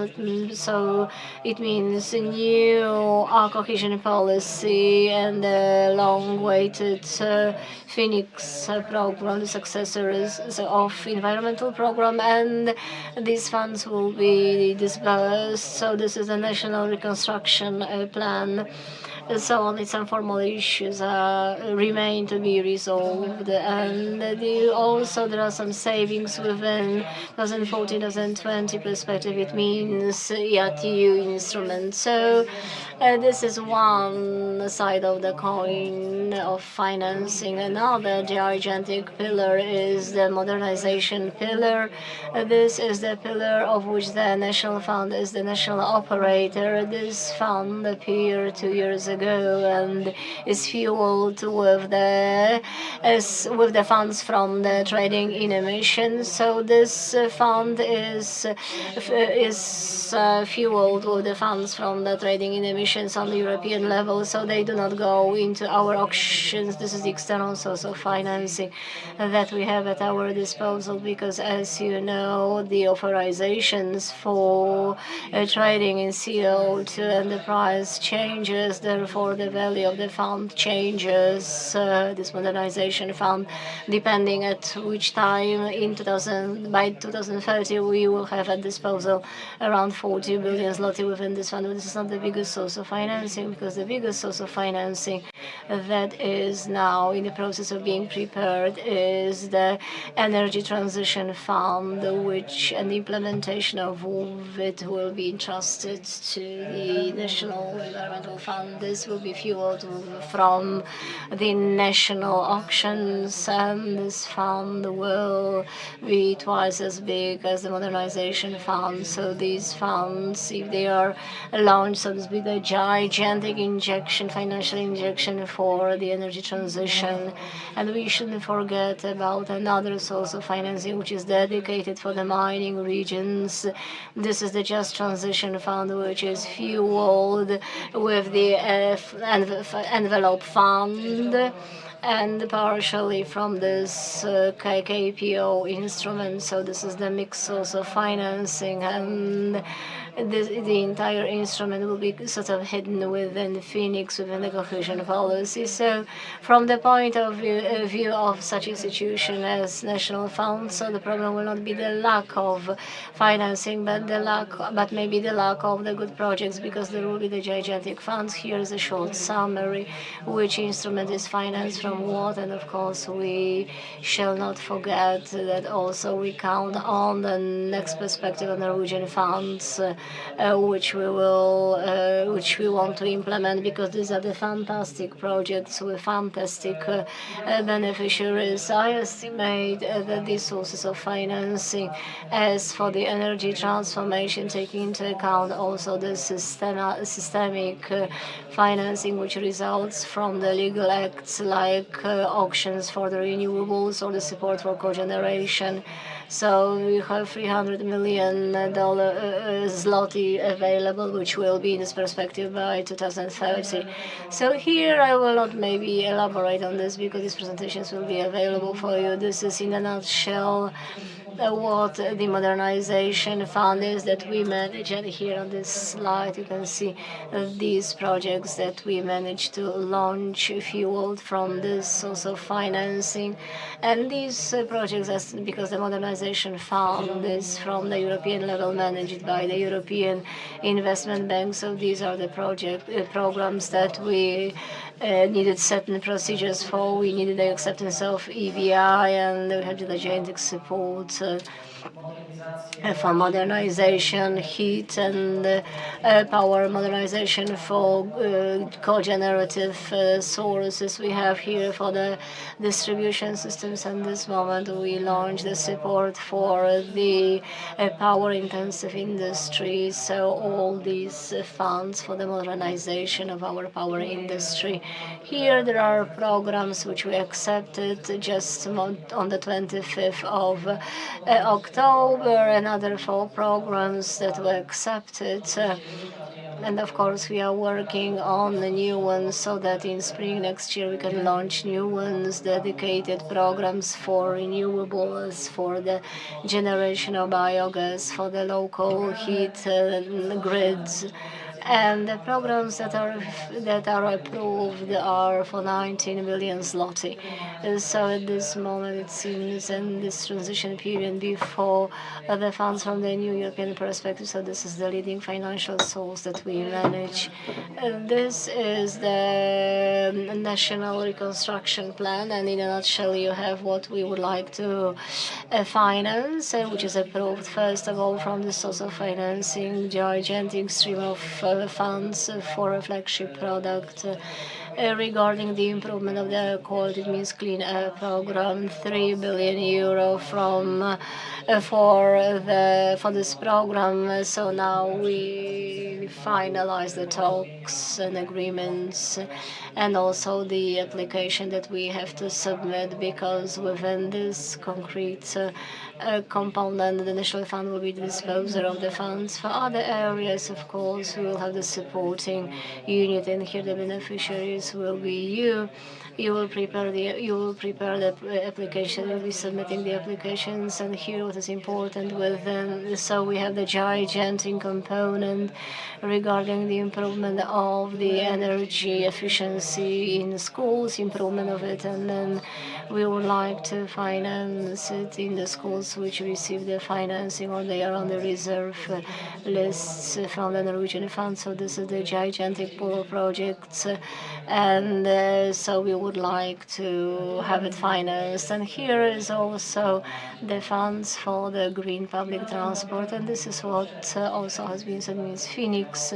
So I will not talk again about it. Phoenix in a nutshell. It is even worth emphasizing that within this cohesion policy in Phoenix we have the dedicated funds for supporting renewables. It means all big projects for photovoltaic farms or wind farms will be for realization of the Phoenix goals. And then we have the gigantic funds for the energy efficiency and the funds for the thermalization of the public utility buildings and also other areas. What is important here? We have also a dedicated pool for ESCO projects, and we know that this ESCO market will be launched and this energy efficiency will be developed. And in summary, on one slide means what is at the moment at our disposal and what we will have it at our disposal. So we are looking for the last projects that we can support from the savings that we have in Polish. So you know what is the geopolitical situations. Many projects, their cost is increasing because of the situation in Ukraine. and also because of COVID. So we think that these savings, where it is possible, we would like to allocate to such tasks. And also we have this review instrument, which comes from certain savings from 14-20 perspective, and this is for my current program. It means for the installation of consumer photovoltaica. And also the current coal is fueled from this fund, and we launched program from the so this will be revolutionary in the heat pumps for installing the heat pumps in individual houses. And we hope that this complex offer for the prosumer segment will complement the modernization fund. We have approved the program Phoenix, which is so that when to have the first course launched already this year or in the beginning of next year, and also the National Recovery Plan, whenever it is launched, we are ready to populate it with ready-made programs, and also the Energy Transformation Fund is now at the stage of funding, but it's at the stage of programming, but once it is ready, it will be a source of support for energy projects. So now the challenge is to provide the funding of the to create the effect of synergy between these different sources of funding, so as not so they don't cannibalize one another, and to fund as many projects as possible. Thank you. Thank you very much for this financial perspective. Now I would ask Dr. Maria Śmietanka, the Deputy Director at the National Center for Research and Development, to take the floor. Good morning, ladies and gentlemen. I am really happy to be able to talk to you today. Let me tell you a few words about the Horizon Europe program. Today I represent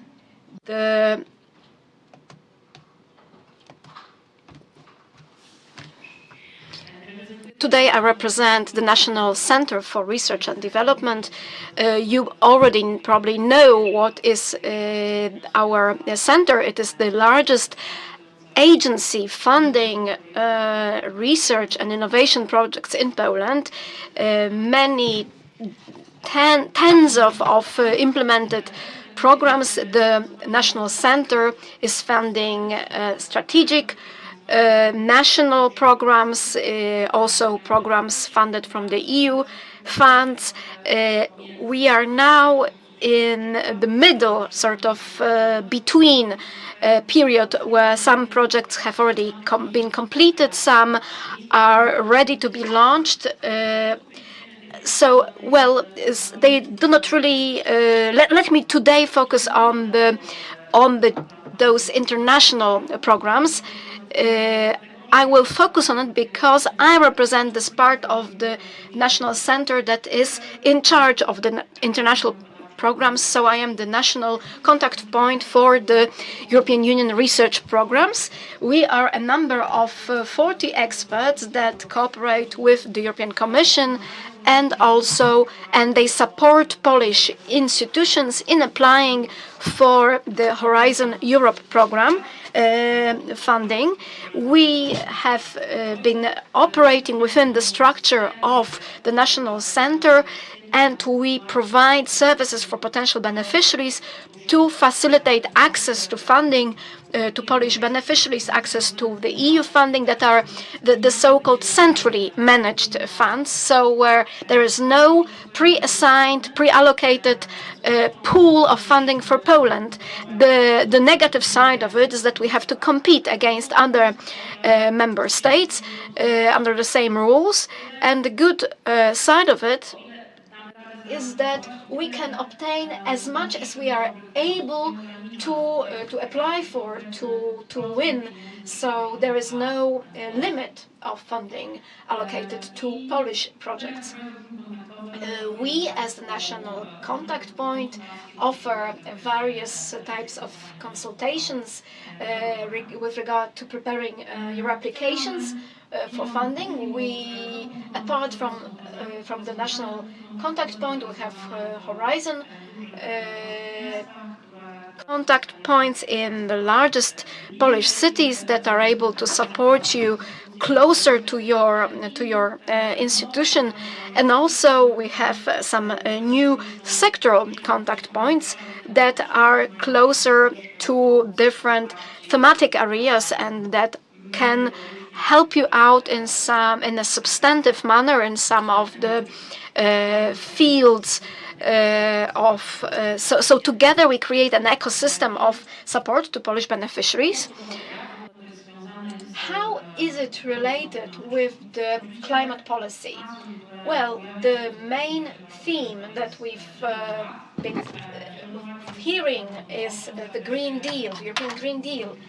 It is a novelty in itself, but the climate policy as such is not a novelty in Europe. Europe has been proposing climate objectives for many years now. The objectives are then adapted to the facts. They are become more and more ambitious, more and more long-term. In order to achieve these objectives, we have to make changes, we have to innovate, we have to do research. If we want to achieve the Green Deal concepts, if we want to become the first climate neutral continent in the world, if we want to decrease the emissions of greenhouse gases and to absorb as much carbon dioxide as possible, as far as the environmental policy is concerned, it affects almost every aspect of our lives, really. It is not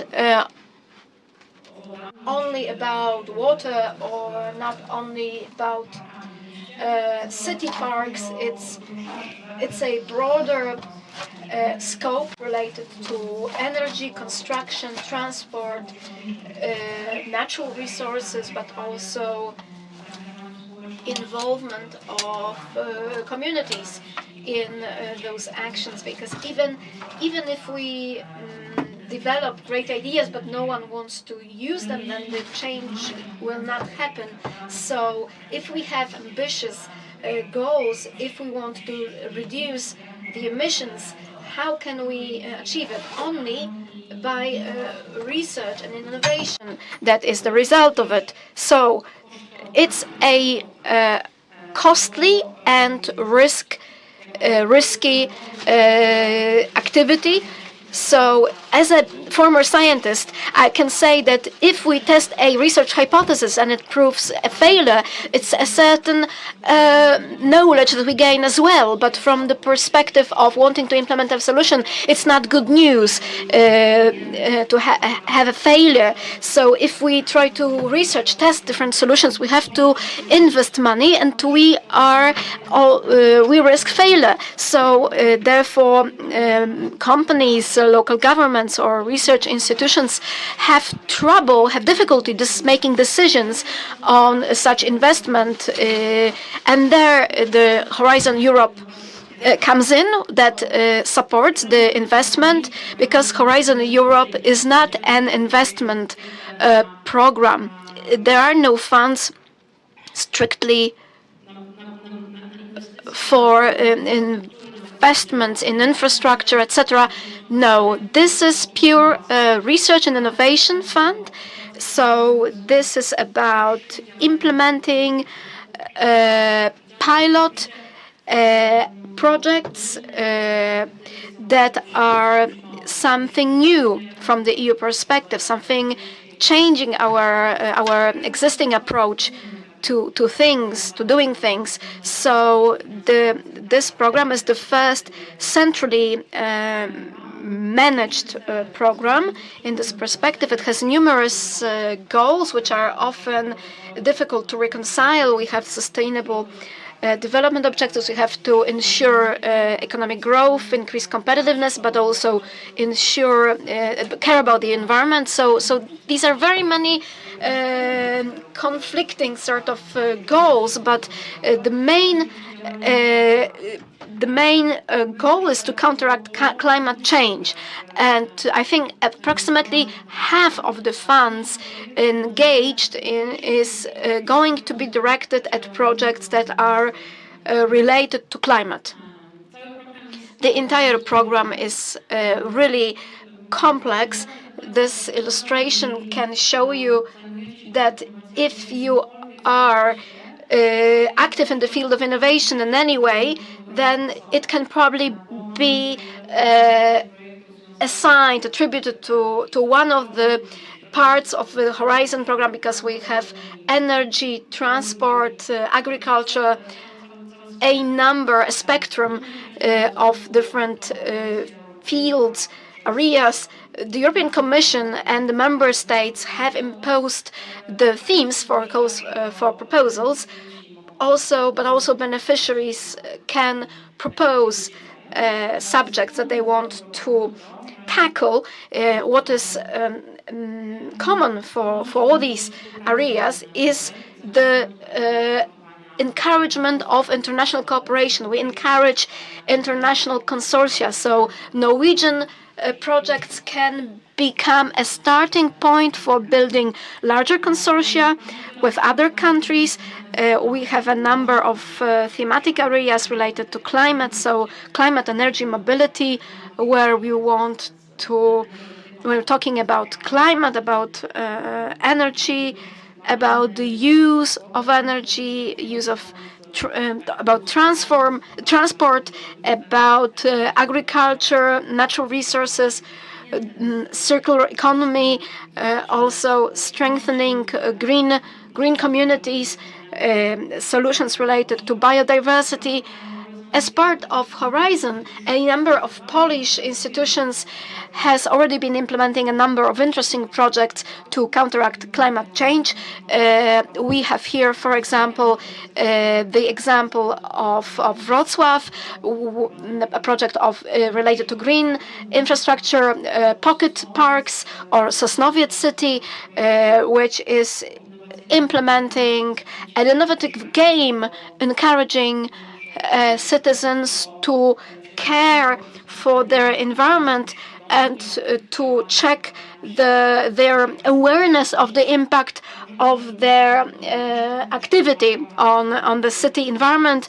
And also Warsaw, thermal modernization projects and innovative materials to be used for thermal modernization, the ones that are friendly to the environment. So the Polish cities are already taking action, but there is still a lot to do. So we have a number of instruments, such as Smart Cities area, which has a number of different themes, different ideas related to the topic of today's conference. Very soon, within the next 2 weeks, we should have the themes for the so-called work programs published. So these are the themes for calls for projects, calls for proposals. They are going to be published really soon. The calls will be launched next year, and the deadlines for the submission of applications will be next year. There is going to be a launch of specific calls in January. We encourage you to follow our website, where you can read about the oncoming calls. If there is one thing that you should remember from my presentation, is our website address. So this is for you so that you can check anything of interest to you. You can contact us. So please, the takeaway is that if you have any innovative ideas and you would like to implement these ideas in an international crowd, you can think about the Horizon Europe program and about contacting the national contact point as part of the National Center for Research and Development. Thank you very much, and I will leave you with this website to remember. Thank you very much. And now let me give the floor to the final speaker, Mr. Robert Dzierzgwa, the director of the director at the Ministry of Regional Development and Funds, my presentation is going to be a summary of what the other speakers have said. So this concerns, my presentation will concern the instrument that is planned to be implemented to support green transformation of cities.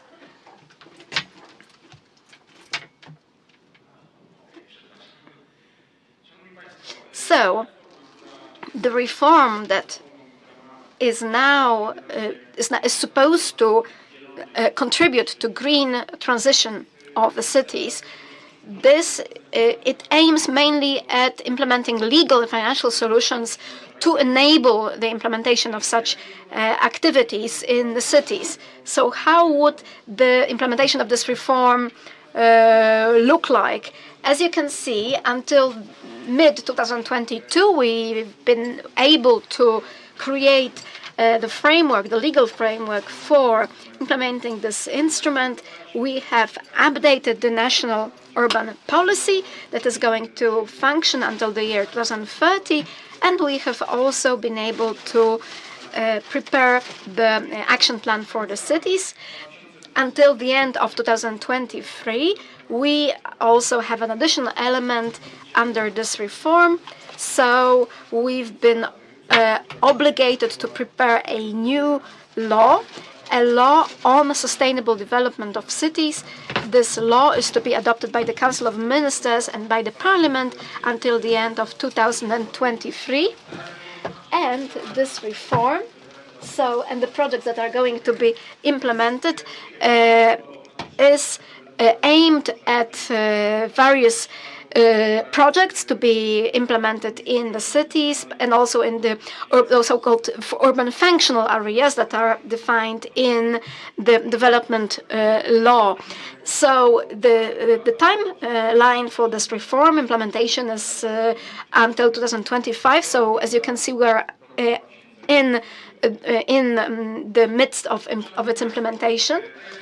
As I have mentioned already, the main objective of this intervention is to support a green transformation of cities by ensuring, by funding different types of investment projects to improve green areas in the cities or to green the cities. The scope of the transformation is pretty broad. It is going to be carried out until 2030. It is about decreasing negative pressure on the environment, the negative human pressure, also decrease the level of pollutants, and also prevent the loss of biodiversity. This instrument is going to be funded under B341 component, which is investment for urban green transformation. So, who is the target group of this instrument? Mainly local governments. We are now preparing the calls for proposals and the internal regulations of the calls. So we want these projects to be implemented by municipal and rural municipalities and also by urban functional areas. So all sorts of municipal associations will also be beneficiaries of our program.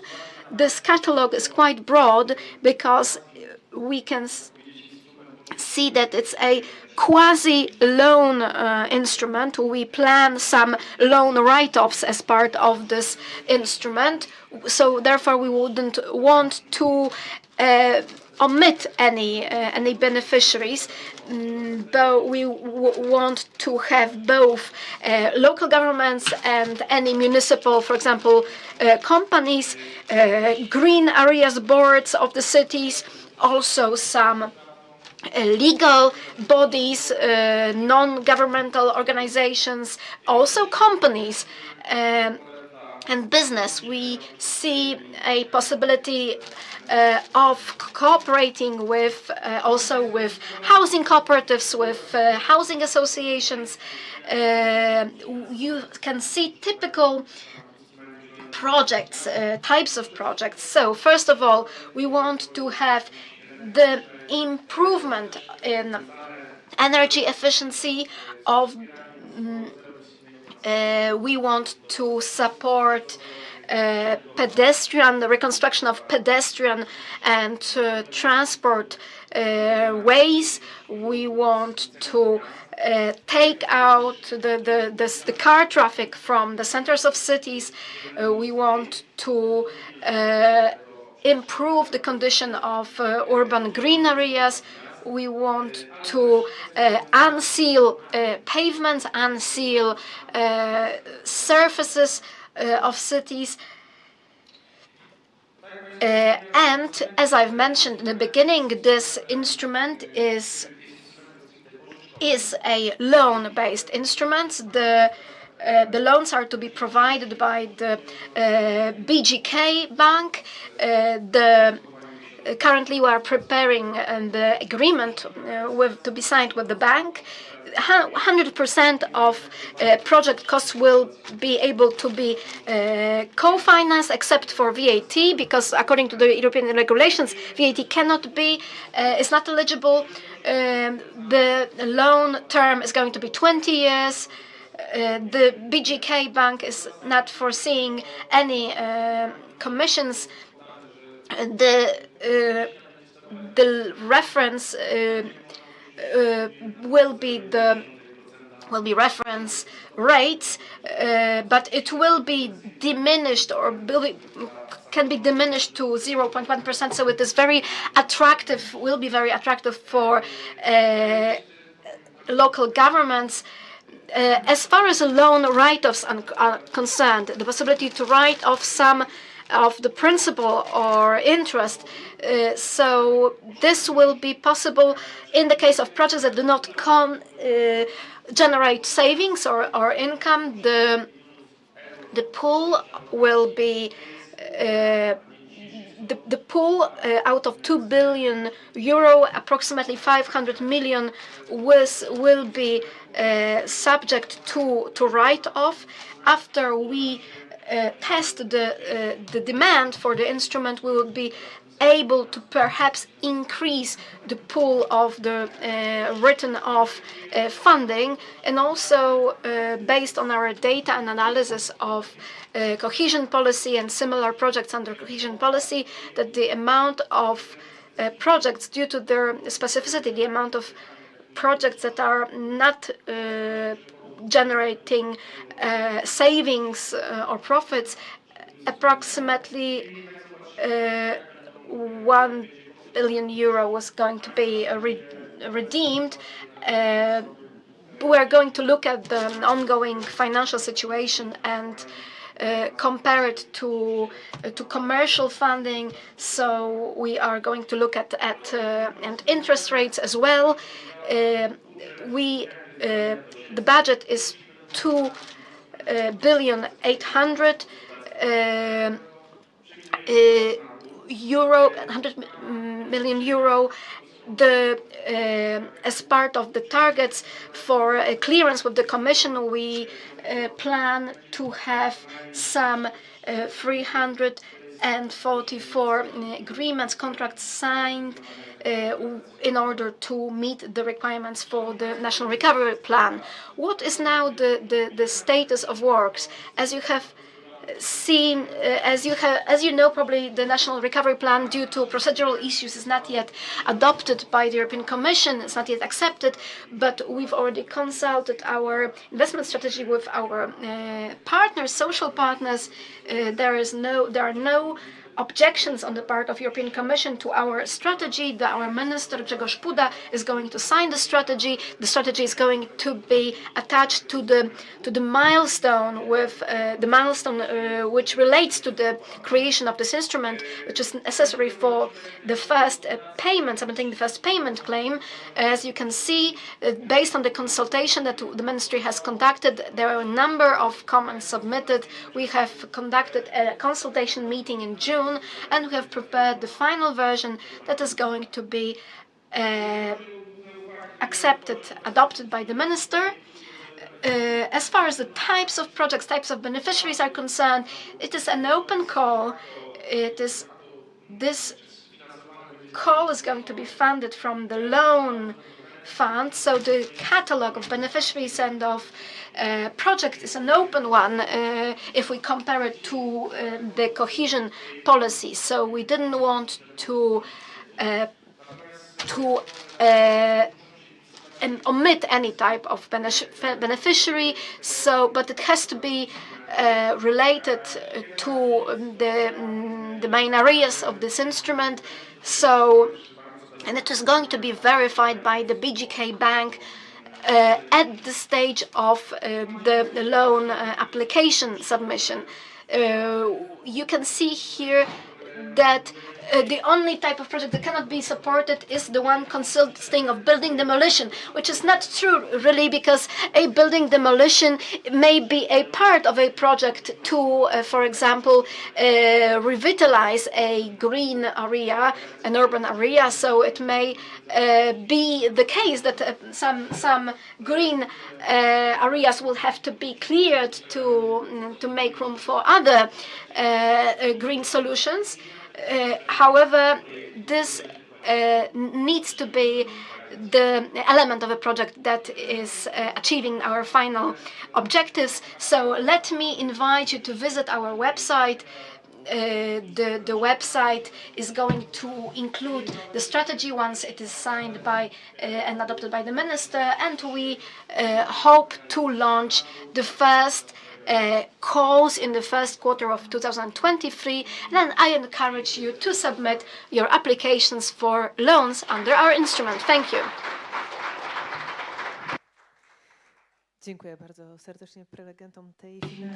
I would like to thank all the speakers in this part, the final part of our meeting. We have heard very interesting presentations on funding of climate change adaptation measures in the cities. So thank you for your participation, and now we are going to sum up our day. There has been a lot to digest, a lot to think of, some of new ideas, some of recurring ideas. I think Piotr Bogusz, the Deputy Director at the Ministry of Climate and Environment, will be the best person to sum up this meeting. Yes, indeed, it's been a very eventful day, and there's been a number of ideas raised. I've made notes, but I will not tire you with my notes. But I think that you will have a lot to take out from the seminar. I'm very happy that it was possible to organize this seminar. I would like to thank the speakers, also the participants, for their perseverance, for their patience, for listening about climate change, which we know a lot about already, but it seems to me that it's always worthwhile to exchange experience, because there is always something that we can learn, that we can improve in how we are doing things, so that there's always something we can share with others. Maybe we can make contact with someone that has already been successful in doing something that we plan on doing. So I would like to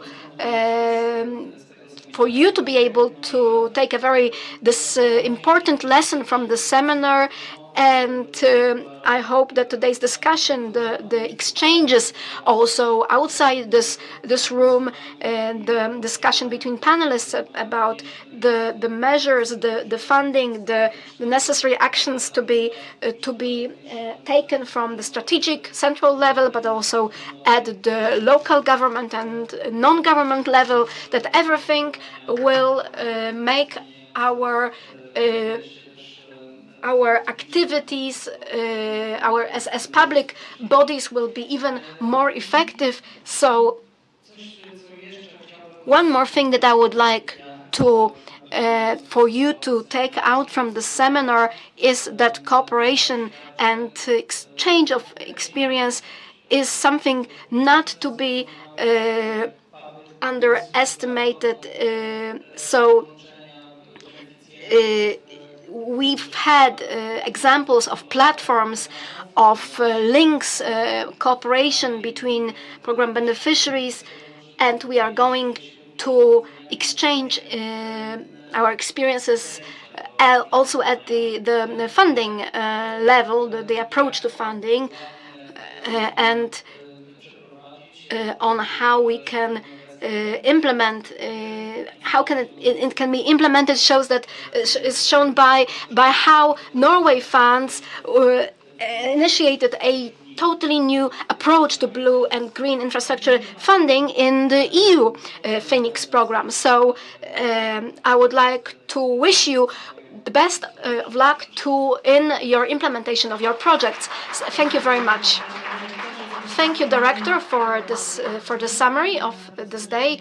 I would like to thank you and everyone here for their attention, and I would like to remind to all the participants in this room that if anyone wishes to sign the attendance list, then please do so, and please remember to leave the headsets at the reception desk because it may be a problem later.